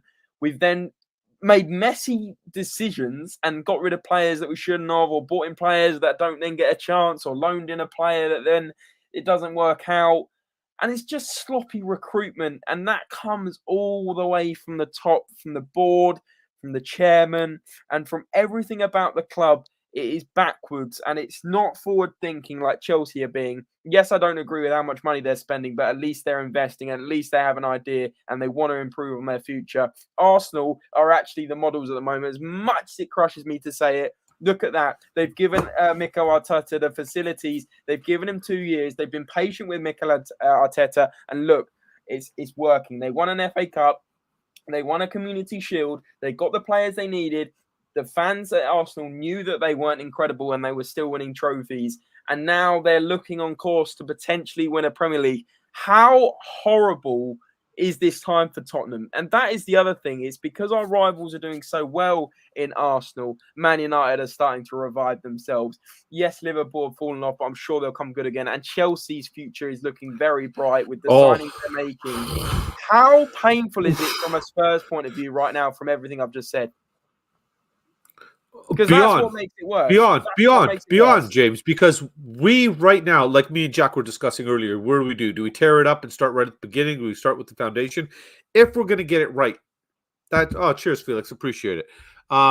If we're going to get it right, this is the man. Like, we're almost in the exact same spot Arsenal were 4 years ago. Their own fans were calling for Arteta out, this and that. The results weren't there. Where they went 8th, and 5th, and now they're in 1st. And why? Because they gradually, slowly kept bringing in the pieces of the puzzle they needed to. So is this a cry for us to be a little bit more patient? More patience? 22 years of patience. Benny, big up, brother. This is what the issue is. We've run out of patience. And I think that's what it simply comes down to. Most of our fan base has run out of patience because we're sick of being patient and holding on. So the only way that I can see success for us and us keeping up to what you just said, like Chelsea's going to be 2-3 years from now, with the players that they've brought in and the age that they're at. If Potter sticks around and is given the time and chance to work with these players and mold them into what he wants, he's going to have the exact same situation as Arteta, but with even better players. We're fucked. We're fucked. Honestly, top 4 is going to end up being a trophy for us. We might as well see if we can get the league to start giving us a pennant or something that we qualified for top 4, so we can start putting something in that fucking trophy cabinet. Because I did the stadium tour, and well, it didn't take long to get through past the trophies. Let's put it that way. We weren't in that area for too long at all. And there doesn't seem like there's going to be anything added to that anytime soon. And on top of that, all of a sudden, we're not, bringing up any young players. And Ben just said it as well. Chelsea's got a great youth system. Even City's got a great youth system. Look how many players they've got out on loan around the world. They brought that Lewis kid in out of nowhere. I hadn't even heard of him. All of a sudden, he's fucking showing up and starting against us and played a great game. Yeah. And now Where's our ones of that? Where's our ones? Oh, they're going on loan to Derby. Harvey White was our best talent, wasn't it? I mean, or Dane Scarlett, who's at Portsmouth. Dane Scarlett, Harvey White, Alfie Devine, It's just not, but great. Like, I back these players. I want to see a bit of you playing, but realistically, when do these players get integrated? Because more often than not, they end up getting sold. Look at Dylan Markandale that then went to Blackburn Rovers. Yeah. Apparently that was the next one. Donny Madueke went to PSV. Oh, look, he's just gone to Chelsea. He's going to probably absolutely shit on us every time he plays us. I mean, I can't wait for that. And that'll be an absolute meme as well as what it was for Willian for about 8 years. And then you've got other players that have gone. I mean, look at the Sporting guy, Marcus Edwards. Yeah. I mean, what are we doing? This is a cross between our youth not getting a chance, it not being good enough, and then it coming back to haunt us. It's an absolute mind game. Well, like Jack already mentioned, look at Kyle Walker-Peters. We literally gave him away, and then turned around and are debating spending $30 million to buy him back. I mean, what other club does this? Sell their decent. But that's the thing. The foundation from the beginning to say this is our identity, this is the system we're going to work in, this is the formation we're going to work with, bring in a manager to suit that, bring in things to suit us. Stop changing. You don't bring in a house guest into your house and rearrange all your fucking furniture to suit them. You don't do it. It's your house. Run your house the way you want to run your fucking house. We don't do that. We don't. We turn around and we come up with bullshit Band-Aid solutions, and we say, oh, okay, you want to move the sofa over there where it makes no sense? That'll make you happy? Okay, let's do that. It appeases the fans for a little bit. But at the end of the day, the end result should be, this is my house. I want to make it better. And like Pochettino said, no point in having a beautiful house when the furniture inside is shit. We don't even That's what he said, have furniture in our house right now. We got rooms that are bare fucking bone empty. It's so pathetic. And like Ben just said as well, 31 goals. 31 fucking goals. And we bring in an attacking right wing back as our priority signing. Scoring has not been the issue. We've been able to get goals in. It's fucking stopping them and making sure that even if it means 38 1-0 wins to win the league, take them. Yeah, that's true, Felix. That's going to be a massive upgrade, hopefully. For us. That's what Conte did with Chelsea: is win ugly and then get the league done. I mean, he took over them with when they were in 10th, put them in a 5 at the back, and they pretty much won every game 1-0. Perfect, great. Boring. I don't give a shit. At this point, I'll take boring result football. But we're playing shit football anyway. We're just not getting results. Somehow we're 5th in the league. I mean, it's actually crazy that we're 5th in the league, but I'm sorry, loads of teams around us are strengthening. That's how bad everybody else is. Loads of teams around us are strengthening. Liverpool are going to come good. I'm so adamant they'll finish above us, and that's just me being honest, not negative. I think Liverpool will finish above us. I wouldn't be surprised if Chelsea finish strong with some of these new signings. So where do we finish? Let's say this. Let's get to this, James. You bring up a good point. As of today, where do we think Spurs are going to finish? How do you see us getting on the FA Cup? And where do you see Spurs getting in the Champions League? Because I think that's what I want the fans to join in, put in the comments, what are Tottenham's realistic aims? And what do we as fans believe we can realistically achieve? Because I think it's an interesting talk point. Bobby K, start us off. How do you think we'll get on? In the league, now that we've brought in one of the best right wing backs in the fucking world, that's just going to completely revitalize our team and change everything. It's going to help the fact that we have an inept goalkeeper that makes silly mistakes, and we have a defensive line that likes to turn away from the balls when they're shot at them. Fuck, man, we're going to light it right up, man. I see us pushing right all the way up to a good, solid 5th or 6th place finish, man. Really, really going to push it out there, Jack. This is us, fuck, man. We pushed the boat right out when we got this signing in. What a world fucking changer this is. You know, this is absolutely amazing. We should all be walking around the streets beating our chests saying we are Tottenham proudly. You know, this is it, buddy. Bring it on. Chelsea and their 74 players that they bought for $2 billion or whatever. Nothing. But that being said, you know, just spending the money doesn't mean shit either. We've done that and we've failed as well. Do you not see the players clicking then? Do you not think that Richarlison's going to start playing well? You don't think Longley's going to rediscover that Sevilla? All we could do is hope, Jack. No. All we could do is hope. But at this point, we're already halfway into the season and they haven't. Yeah. They haven't. But something is clearly off. Is it the positions they're playing? Is it the way they're playing? Is it they're not synchronized? Is it the manager? Where is it? You know, that we can't answer for concrete. This is, again, all our speculation. As far as I'm concerned, I think we'll be really, really lucky to finish in the top 6. I think we'll get by AC Milan in the next round of the Champions League, and that's it. Only because they're that shit right now. They're awful. You know, they've got a keeper that is. They're doing really, really bad right now. So it's basically the battle of the two shittiest form teams right now. Which crappier team is going to get ahead, kind of thing, and I'm hoping it's us. In regards to the FA Cup, dude, Wrexham's going to take us out next round. Come on, Ryan Reynolds, go Super Canadian.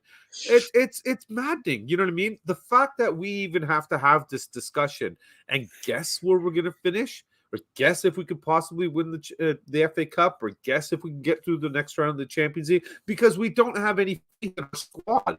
Dare I say we don't have any faith in our manager in some people's eyes. It's not working. The cohesion is not there. From the management to the squad, it's out of sync. And is it because he's been forced players that he didn't want? Is it because the players that he's got there aren't willing to put in the work that he wants done? Or is it because they don't fit the system that he wants? Is it they don't understand the system? Are they that inept? To me, I never understood how it's so hard for a player to adjust from right back to right wing back when we're talking about moving 10 feet on the field and advanced a little bit. So 10 feet this way and 10 feet up that way. And all of a sudden you don't know how to play that position. And everybody say, well, he's a right back. He's not a right wing back. And he said, are players that poor now? What happened to the guys that could play in 3 or 4 different positions? Mark jokingly said, let's get Hoddle to put his boots on. I'm surprised he didn't say Gary Mabbutt. You know, I know that's his favorite player. And we could use somebody like Mabbutt in the back. I would have been more than happy if we turned around and said we had spent $8 million to bring in De Vrij. Yeah. Because Inter need the money. They're hurting. They need to get wages off their books. Even at $20 million at Skriniar, okay, I know a lot of people were like, no, that's too much for him at this point. He's going to be free in the summer anyways. Yeah, okay, great. But if you can get a player of that caliber in at that low, you know, if Skriniar was on a 5-year contract right now, we'd be having to pay $60 million for him. So I think $20 million? We've gone to PSG, and in reality, would you rather play with Messi, Mbappe, and Neymar right now, or would you rather play with Emerson Royal? But he hasn't committed. He has. He's joined. He's joined a pre-agreement with PSG. When did that get done? A couple of days ago, like 2 days ago. So I was going to say 2 weeks ago we were discussing this, right? So it was still in the mix, kind of thing. But that, regardless, the point I was trying to get to, I wouldn't have cared if we got an older guy with some experience that was 30, 31, 33 even, as long as he solidified the positions. The main problem is not addressing priority problems, and it seems like we continue to do that. Guys, I'm going to interject. Good discussion. Jack, you asked a question. There's been about 15 answers, so I just wanted to go around. Yeah, go through it. Yeah. We're falling way behind here. when Jack, you talk too much, mate. he does. No, it's good. Spencer saying 7th, which honestly I wouldn't be surprised. Felix is going 5th. Liverpool they won't finish above us, says Miles. Let's talk about the end of the season, mate. I remember this one. Ben saying anyone that has decent opinions about the shambles of the club is slandered as negative or an Arsenal fan in disguise. Yes, no kidding. And that's what's happening. That's what our own fan base is doing. I don't doubt I'm going to have some people in a few chats turning around and saying, "Oh, did you see Bobby K on James's channel and Spurs-related? He's turned to negative." You know, because everybody knows normally I'm the happy clown. I don't bitch and moan and stuff like that. I'm here to just have a good time. But this is frustrating. Simply saying we'll finish 8th, FA Cup quarterfinal, Champions League round of 16. Toxic Edgeworth's going 4th in FA Cup. Would take that in a heartbeat. I'll take it. I'll take it. I'd pay for it. Ben Kaufman saying we're finishing 8th. Wow. Daryl was saying we had 2 good windows in 22 years when Poch raided his old club. Nice one, his old club. Spurs blueprint. It's very true. Alderweireld exactly from Southampton when he bought him in Poch. And who else did we bring in from Southampton? That Wanyama.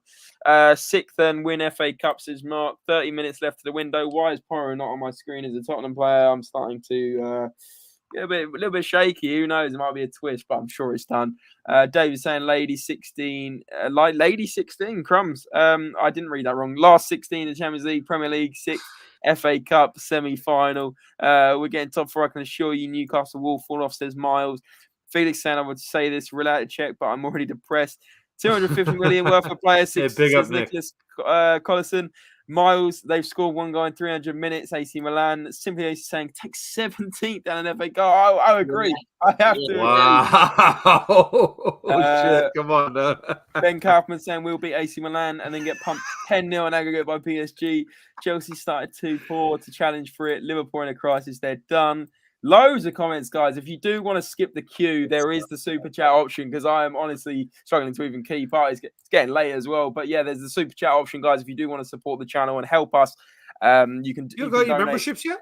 Yeah. We've got the membership set up as well. So there's all that underneath. But the easiest way is super chats. Again, to be fair, Bobby K, we were slacking, but we're back now, and now we're promoting it. So we understand the Spurs relatables, but now we're back in full force. If anyone would like to join the channel or support in any way, it's muchly appreciated because I promise you the content we're bringing, Jack vlogs in Milan, James bringing his Gary Lineker presenting skills. I promise you, I don't know about that we'll be back. Yeah, exactly, guys. And like I was saying, super chats, you can donate for as little as £1, I think it is. So if you want your comment to be skipped, I'll go straight to your comment. But really do appreciate all the comments regardless and all the likes. And if you can like the video, it's free to do so. Let's get that over 20 to 30 likes today. There's been 30 of you watching pretty much throughout, which is incredible support. Many, many channels live. So we do appreciate you guys tuning into this channel.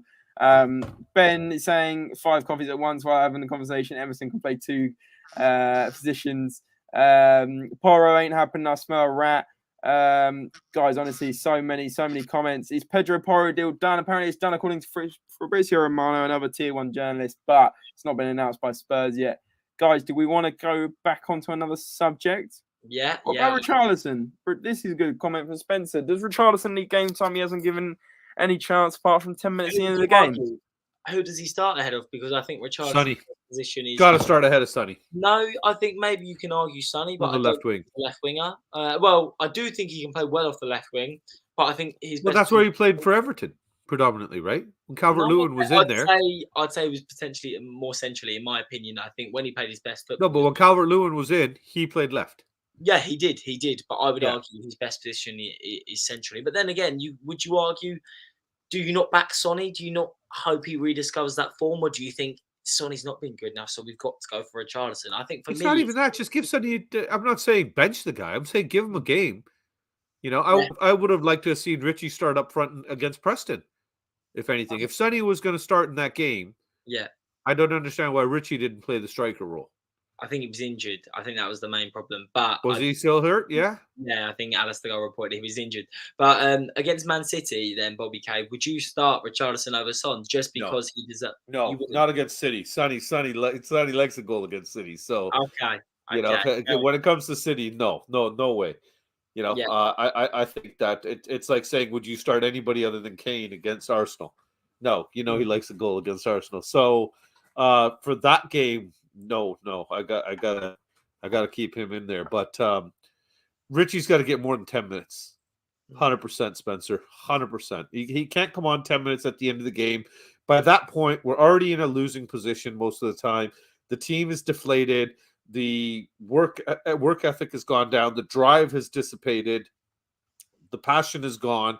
He's coming on and literally single-handedly trying to ignite 10 other players that are on the pitch with him now. And for as much of a little shithouse man he is, and I love seeing the crap that he does, he's not going to be able to inspire the entire team to motivate them to go and get the job done now. He needs to come in earlier and start impacting games, and we haven't seen that from him. The only time he came in and impacted a game was Marseille. Right, and yeah, this person's right, Mark. Because I just clicked over on the YouTube, and there is no super chat option. Yeah, I don't know what's happened because there was definitely a time where we were getting a few donations. I mean, I think I'm the first super chat ever. Was I not? I have the trophy. I got the trophy on my mantle. It's the only trophy fucking I've ever seen being associated with the Spurs. Jay, it's because we went inactive for a few weeks. YouTube have got rid of it. But I have to Is that what happens? That. Yeah, they automatically take it away. I doubt it. I don't know what's happened, but honestly, we had it all set up. But thanks for letting me know as well, because I was wondering why it's completely gone from the page and stuff. I thought it was just my end, but there you go. Let me look into it. Sorry, guys. Yeah, I just opened YouTube on this side too. Yeah, it's weird. gone. Weird. Anyway, let me look into that. But no, I appreciate you the flag. What guys? What subject do we want to cover for the last 20 minutes or so? I'll tell you what, I've got one that I think we definitely need to address. Do you think for Spurs to be successful in the past 6 months, there needs to be more rotation between our players? Because we have got some quality players cut off the bench when we've got a fully fit squad, like Richarlison, like Basuma. Do you believe there needs to be more rotation and players need more time off the bench? Or do you think we need to stick with a clear starting 11 and just identify them as our main players and make sure they get that repetition that maybe they haven't had because we've had a lot of injuries? That's a heavy question, Jack. I'd honestly go with option B, preferably for myself. I would limit the rotation and start getting a concrete starting 11 down and see if we can get some fluidity, because as it stands right now, even our starting 11 are not gelling. We're not seeing impressive football. We've seen sprinkles in a few games of good football here and there, but I can't remember seeing a full 90 minutes of great football this season yet in any competition, regardless of who we're playing. We've had even Preston. We're shit in the first half. We were shit. We were against fucking a League One team. Championship, yeah, they were all. What about yourself, James? What do you think? More rotation needed, or do you stick with a starting 11 like we did in the last 3 months last season? Well, you have to mix it up if a player's played bad. I mean, for example, Eric Dyer, when he's played bad, drop him. Have the balls to drop him. That's the point, isn't it, Bobby? And that's what it all comes to. So, Jack, it's an absolute trick question, because actually you can't drop many players. But okay, Eric Dyer wasn't a good example because we know we're in crisis at centre back, but the club apparently don't know that because they haven't signed anyone for 5-6 windows. But did we give him an extension? What I'm saying is, if Son plays badly, have the minerals to drop him and play Richarlison. If Kulusevski's not on form, you bring in someone else. You bring in Dan Juma or whatever. If Harry Kane looks like he needs a rest, unfortunately, you might have to rest him, right? I mean, we're absolutely screwed with Harry Kane at the moment. He's the only player that's firing on all cylinders pretty much week in, week out. Every other player is inconsistent. That is absolute fact. You can't even argue with that. Bentancur's been solid when he's in. Pretty much. Kulu's been very good. Pretty much. Yeah. But there's been times where Bentancur and Kulusevski have been at a much better level, but Harry Kane seems to just maintain it pretty much every single game. Yeah, fair enough. Yeah. Whether that's contributing to an assist or James, back and creating. You're saying you'd rotate, which I totally understand the point, but in my opinion, the main problem right now is a lack of fluidity. There's we keep getting injuries, so players are coming in and out, and we keep doing these stopgap players that are not good enough. In my opinion, there needs to be everybody needs to know their starting 11, and you need to have 4 players on the bench that come on. Like Richarlison needs to be given more minutes. If he's not a starting player, fair enough. But at least give him enough time to make an impact. Be cutthroat with that. But I think Kulusevski's been injured for a quarter of the season. Bentancur, same for him. We've had injuries to who else has been injured? I think Son's had a few. Richie was out for a while injuries. there. Richie's been injured for a while. Yeah. There's been, do you know what I mean? There's been a lot of key players being injured. I feel like they've got to get that game time to build themselves up and see what they can do. Otherwise, if we keep replacing them, there's going to be no momentum, and we're not going to be able to get as invested in these players and realise what their level is, because then we won't realise where we need to improve, because these players are not playing to their full level. Yep. 100%. What happens? Let me ask you boys something now. If by miracle Porro gets confirmed, and this actually did happen, does he start against City? Yes. Does he slot right in? 100%, because he just has to. Like, the feel-good factor needs to be brought into the club. Even just as little as hearing. Sorry, that's right. It's a great comment.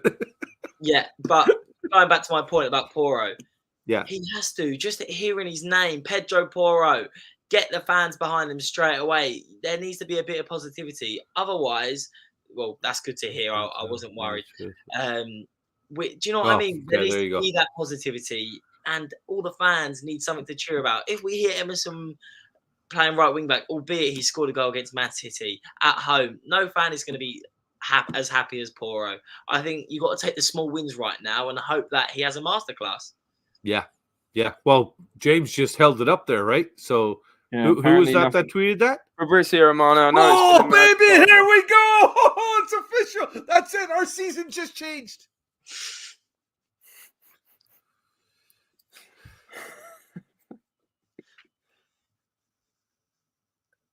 Not feeling your guys' level of excitement here. I mean, I know everybody in the chat just started like throwing confetti up in the air, right? The joke of it is we've had to have 3 here we goes, like 2 here we goes, and oh yeah, don't worry, it's not been bottled again. How many other clubs agree a deal, get a here we go from Fabrizio Romano, and then go, actually maybe not? Oh shit, yeah, don't worry. Or do most clubs get a here we go and it gets announced? I think he's going to have to change his trademark line there to here we get going or something, because or here we go again for Spurs, but it's only for Spurs, you know. Here we go again. It's the Spurs way. Well, with the amount of players we shipped out, it's here they go, isn't it? Loan they go. Loan they go. Yeah, incredible. Guys, we've got about 10 minutes left. Obviously, we'll go all the way till the 11 o'clock deadline. If you're going to give it out of 10 now, Bobby K, you didn't give me an out of 10. You give me a lot of this is how you give me a lot of negativity. What are we rating this out of 10 this window? This window, January transfer window, with This Danjuma and Porro coming in. If you're saying Porro's confirmed and that's come in, then this fucking window is easily a 12 out of 100. And now out of 100, yes. Out of 10, honestly, 2. 2. Okay, I'll be generous. I'll give you my lucky number 3. The 3 Spurs boys it is. I'll give you a 3. Simply Ace has gone 2. Felix has gone 4. We see. And there, I went in the middle of the 2 of them. So I'll stick with my 3 then. But Porro, exciting, potential. Yes, but we've heard all these things about other players too. We heard it with Ndombele. We heard it with Reguilon. We heard it with, other players that we've brought in that are young and promising. And so until we see him take the pitch and start lighting things up for us, and I hope Jack is right where he just comes on against City and just has just an absolutely astonishing game to inspire us. If we beat Manchester City, do you believe that could be the start of Spurs changing around their season? Or do you think that would just be a classic Tottenham against City? Because I feel like a win against Man City at home could be the start of us progressing. Like something as small as that, just something for the fans to get behind, and Pedro Porro starting, be like, we've got our Tottenham back. It's hard to say, Jack, because we've had a few of those moments this season already, haven't we? Like we thought once Sonny came on and bang that hat trick against Leicester that he's back. It was everywhere. People were parading in the streets with their Sonny jerseys on. This guy is running around the house with this Sunny jersey tied around his head, saying he's back, he's back. You know what I mean? Like it's we as fans get too Caught up. overexcited. Yeah, Exactly. we get overexcited over minor accomplishments. We overreact in every scenario. If we win 4-0, we think we can compete with Man City and Arsenal. Kill everybody. 4-0, we think we might get relegated. So I totally agree. Yeah. But the We're only so thing, bipolar, our whole fan base. 100%. But that's the joys of being a football fan at the end of the day. Especially a Tottenham fan, yeah. Oh, exactly. But what I would say is we haven't beat any recognisable team this year. We've lost to Newcastle. We've lost to Arsenal. We've lost to Manchester City. Twice to Arsenal. We've got thumped by Manchester United. We haven't beat any top 6 recognisable team. We lost to Liverpool. Well, I think we've got 1 draw against Chelsea. That's been our only positive result against any team that in reality we're not expected to win. So maybe if we do get a win against Manchester United at home, we do potentially get a win at Man City. That could be the start of a bit of belief around the club. So I hope you're right, kid. That's the only... seriously do. I hope you're right, kiddo, because you know your optimism is just it's got to be infectious because the opposite sucks. You know, simply ace. No way. Same here, buddy. Same here. Fan since '92, man. So you and me have been suffering together 31 years. It'll be this year. We got to meet, buy each other a misery drink or some sort of we need to hug it out, buddy. But I don't think that one victory will be the catalyst to change our season right now. I think somebody just put it in here. Simply put it in. Beating Man City doesn't change anything until we win a trophy.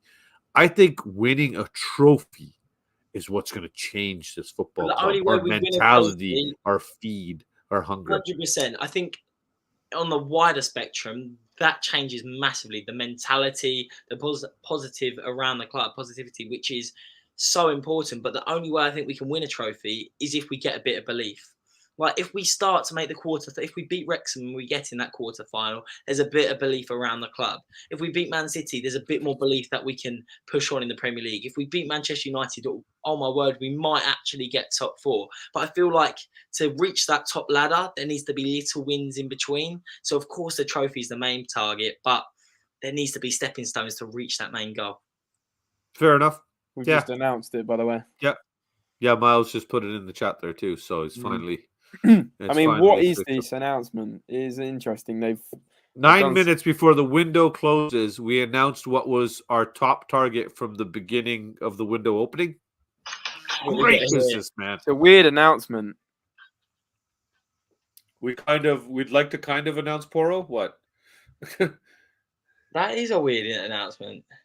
Bring it up. Can you bring it up on screen, or are we allowed to do that, James?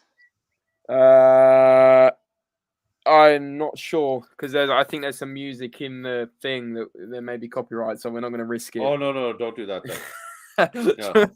Last time you were okay. No. Well, yeah, I'm coming, kids. Yeah, okay, yeah. It's a strange announcement. Like, what's the mask at the end with him? Spencer's right. This is our best chance at an FA Cup. Look at the fucking big teams that are out of there, man. Four teams. And we don't have to play any of them right now. I'll tell you what, Bobby Cat. I'm going to look up Tottenham's chance of winning the FA Cup this season. Odds. Tottenham's odds. FA Cup. Let's see. You know what I'm sick of though? Do you know what I'm honestly sick of? Is our fans, like these fans in the replies going, finally, yes, it's so good, decent. Yeah, fucking decent. But we should have signed this guy like 7 years ago. Like, well, not 7 years. Okay, I'm like taking the mic now. But like, we should have signed this guy days ago. And we're like, because it's a deadline day, 10 minutes before it's ended, it's like papering over these cracks of, actually, it's a horrendously bad window. We didn't get a centre back. We didn't address what we needed to. We didn't sign who we needed to. We signed one player out of about 5 positions that needed upgrading. We went for a winger that we didn't need. And now we're going, oh, well done, Pedro Porro, 9 minutes before the window ended. Sorry, I don't understand how I even gave it such a high rating of a 3. It's a 1, isn't it? Because we got Brian Hill, brought in Danjuma. Turned around, got rid of 2 right wing backs, brought in Porro. We upgraded one position. Get rid of them. We terminated the guy's contract. I mean, that is. Well, Spence we sent out on loan, so I'm just saying we got rid of them though. It's just a travesty, though. I'm adding to what you're saying, Bobby K. I'm saying, what the fuck are we doing? Like terminating someone's contract? That means we messed up. That means we messed up. We have definitely messed up, and I agree. I'm definitely not in the positive mindset with how Spurs are currently right now. But you could also argue we need to narrow down the squad because all these players are not going to be happy with how they play. I can't believe it. I've just been called negative for the first time. I got clipped this shit. It's happened. James, you're turning me, man. I've seen you before, Bobby K. You are 100% right. You're a massive positive person compared to a lot of Spurs fans in this community. Cheers, brother. Appreciate that, Jack. And I do really enjoy watching your views, and I'm in the same. I'm probably quite an optimistic person. Yeah, but you're young. You're supposed to be optimist. Don't be fucking exactly. Don't become a pessimist and everything. That young, mate. You're screwed by the time you get to my age. Spurs every week. I've been lucky enough to go to Spurs pretty much every week since I was 4. I've seen your vlogs and stuff. I was telling James the work you do and the stats you're putting together and everything. Very impressive. Because you're only what, 18, 17, 18? I'm 18. I love the club. Jesus, I got shoes older than you. I got a shot. I love that, guys. Let's bring it back on track though. In terms of this window, people are agreeing with you on the 1 out of 10 window. I mean, it's a 1 out of 10. But do you not believe we had to get rid of players because the squad was oversized? No. Two right wing backs. Two right wing backs. Would Spence be happy sitting on the bench? Would still be happy? Explain to me the Doherty thing then, because I'm not convinced on this. Why has that happened? Simple. We left it too late. By the time we did the deal, we realized that we're stupid. We don't know even what the rules in the only league that we're supposed to be operating in are, because our board is so inept that we've put people in the position to do our scouting and do the financial aspects of things that simply can't count to the number 8. Yet we can count the hundreds of millions that we're bringing in. I mean, listen, Miles, I'm not giving it a 1 or a 2, but I'm certainly not giving it above a 5. I'm really not. I'm not giving it above a 5. We've addressed one position where we needed upgrading. We haven't addressed the centre back. We haven't addressed the left wing back because let's be honest, Ryan Sessegnon is absolutely done. Udoji or whatever his name is coming in this summer. But we've got 6 months to just rely on Perisic, who can pick up an injury. He's 30 whatever years old. 33 or 34, isn't he? Hang on. We've not. I mean, goalkeeper. We know we were addressing in the summer. That's fine, but we didn't address 1, 2, probably actually 3 positions where we need upgrading. That's why I'm annoyed. And why has it taken so long to get Porro? James, I'm glad it's gone over, but why? I've got a stat for you. Okay, so we were talking about how much Spurs have sent since selling Walker. We have spent 120 million on trying to replace Walker. So we spent double and 20 million pound on top. That is including the Porro deal. That is absurd. Like, oh my word, I can't even believe it. Dan Kilpatrick is just Jack. Think about what it's gonna freaking happen if we've got to replace Kane. Oh, honestly, like you say, it's scary. It is scary. What could happen? But then again, we're a positive fan channel, but going through all the problems today, it's like it's really going to go one way or the other. Spurs are going to be a mid-table club with the players they've got, but the facilities we have and the amazing stadium, probably the best stadium in the world, we have the capability to be right up there with the very best teams in the world. And I just really hope the ambition, the morale, the direction of the club is matched by the amazing facilities that we already have. Yeah, there you go. Shit upon shit. 68 toilet of my life. No kidding, David. Oh, no goodness. Kidding. Oh goodness. Well, at least it's announced. At least that's a positive. But I mean, sorry, I have been negative tonight, guys. There's a few of you telling me I've been negative, and sorry, but we're reviewing the window, and I'm feeling a lot more negative than I did last January. Because last January we actually got rid of a lot of deadwood. We got rid of 4 or 5 players that needed to go, and we signed 2 players that we didn't know were going to be this good, and we're incredible in Bentancur and Kulusevski. This window, we signed a player on loan that we'd really not been linked with. It seemed like a bit of a he'll do kind of option. We signed Pedro Porro. This sounds like a very good signing. Should be very promising. Great. but we didn't address those positions I just said about. Centre-back being the main one. And that is why I'm concerned. When we have teams that turn up like Man City, when we have to go to places like Man United, and we have to rely on, soaking up a lot of pressure and defending, we have got mistake after mistake after mistake in that back five. And that goes every single one of them. Romero's not even excused from this sometimes. He can be a bit, hot-headed and just jumping. Yeah. Reckless, yeah, that's the word. Yeah. And I'm sorry, but so much of the reason why we're not doing very well is based on the fact that we're playing this style of football where you rely on a good defense in this 3 at the back, 3 centre backs, and we haven't got competent defenders. Yeah, like you say, how are you going to play such defensive football when your weakest part of your team is your defense? Yeah. Yeah, and like you guys said, what's the point of addressing more attacking players when it's everywhere else that pretty much needed addressing? Now, the only thing with the goalkeeper situation, I'm just hoping that there's something going on behind the scenes with Alfie Whiteman that we don't know about, that maybe he's going to come in and finally take the mantle. Who knows? But we had the opportunity to buy fucking Nick Pope. For what did he go for from 12 million, 15 million? Was it up to 20? Yeah, well, it wasn't much, I tell you that. Oh, no. For a player of his caliber, it was peanuts. And, we had that option, that the crack that we could have taken at Jan Oblak, and we didn't bother. We didn't even look at it. Well, there you are, guys. That's it. Transfer window finally finished. The 11 p.m. deadline. Tottenham. We're winning the league. Pedro Porro. We're winning the league. 12 out of 10. As you can see, we're not exactly overwhelmed by the transfer business, but that's all we can do now. In my opinion, there needs to be, as hard as it is, I think we need to go back to our positive ways, James and Bobby K, because that's all we can do. Yeah, like we said right from the beginning, Jack, we don't have a choice. Yeah. I think it was Simply Ace put it in the chat as well. That's it. This is it. These are our options. Get behind the team or don't. It's as simple as that. There's no, oh, well, maybe today I'll support them and tomorrow I won't, and blah, blah, blah. This is it. The writing's on the wall, guys. This is our team. Get behind them or don't. We'll see you next July or August when this next season kicks off.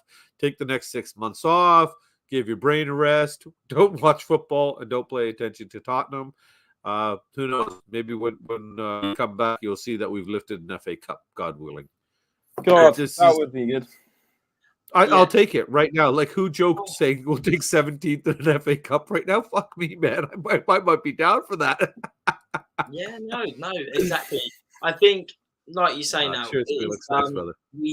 We've got 6 months. Tottenham got top 4 when they definitely didn't deserve it. We managed to scrape through because of the morale around the club, because Antonio Conte knew the importance of Champions League. If we've done it once, who says we can't do it again? And at this stage, I'm pretty sure we were out of the FA Cup already, and we're still in the Champions League that we fought so hard to be in. So let's enjoy the journey. Those Tottenham fans making the trip out to Milan, let's get some interviews on Spurs Related and let us know your thoughts. And let's try and get this positivity back, because I believe Tottenham are at their best when everyone believes that we can do something special, because otherwise that's why we're football fans, guys, because we believe, because we're delusionally optimistic.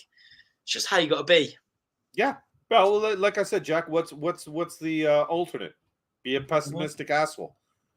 Be sour, be complaining, be whiny about it, which is what I try to avoid until today.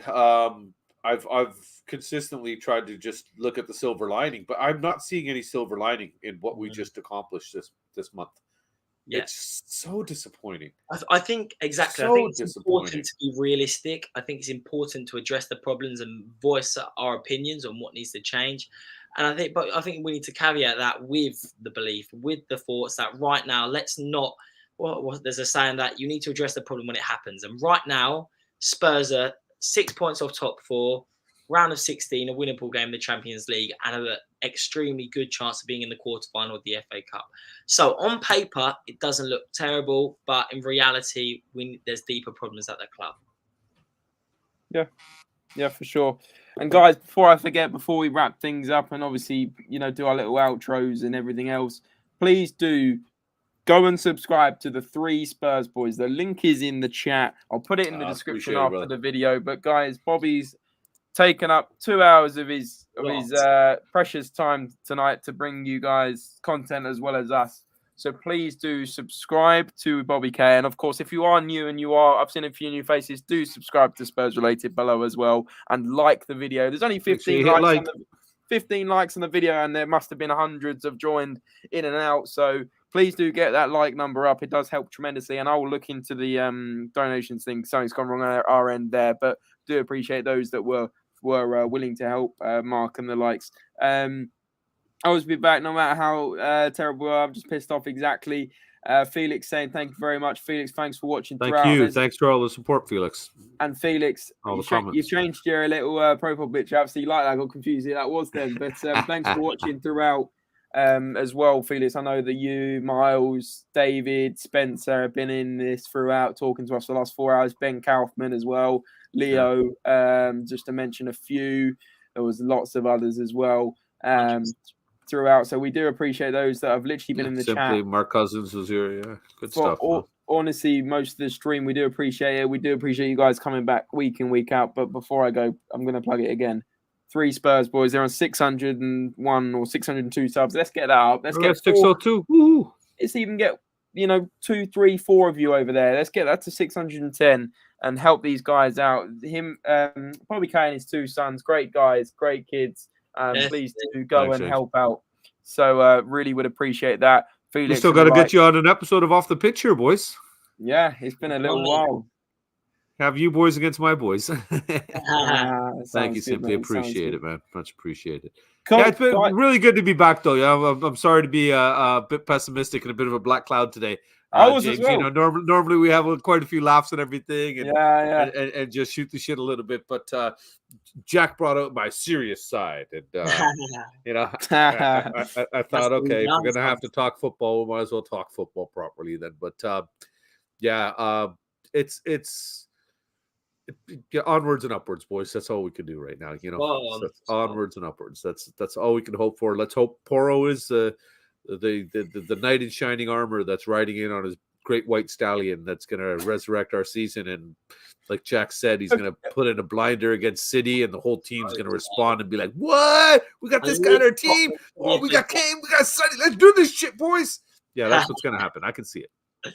Spot on. Like I said again, thanks, Bobby K. And thanks again, Jack, for joining as well, mate. Great content, great details. So, yeah, great to have you on as always. Guys, that is literally going to hit 2 hours live for 2 hours. So a big stream tonight. Big thanks to you guys again. And remember, guys, try and stay as positive. We're going to try and stay positive, aren't we, guys? We are. That is the crack. And then Simply H says, please hit the subscribe channel to Spurs Related and Bobby K's channel, the Free Spurs. There you go. Boys. Thank you very much. Much appreciated. And now we've talked about American football, so it's definitely time to end the stream. All the best, guys. Take care. And remember, as always, guys, come on, you Spurs. Come on, you Spurs.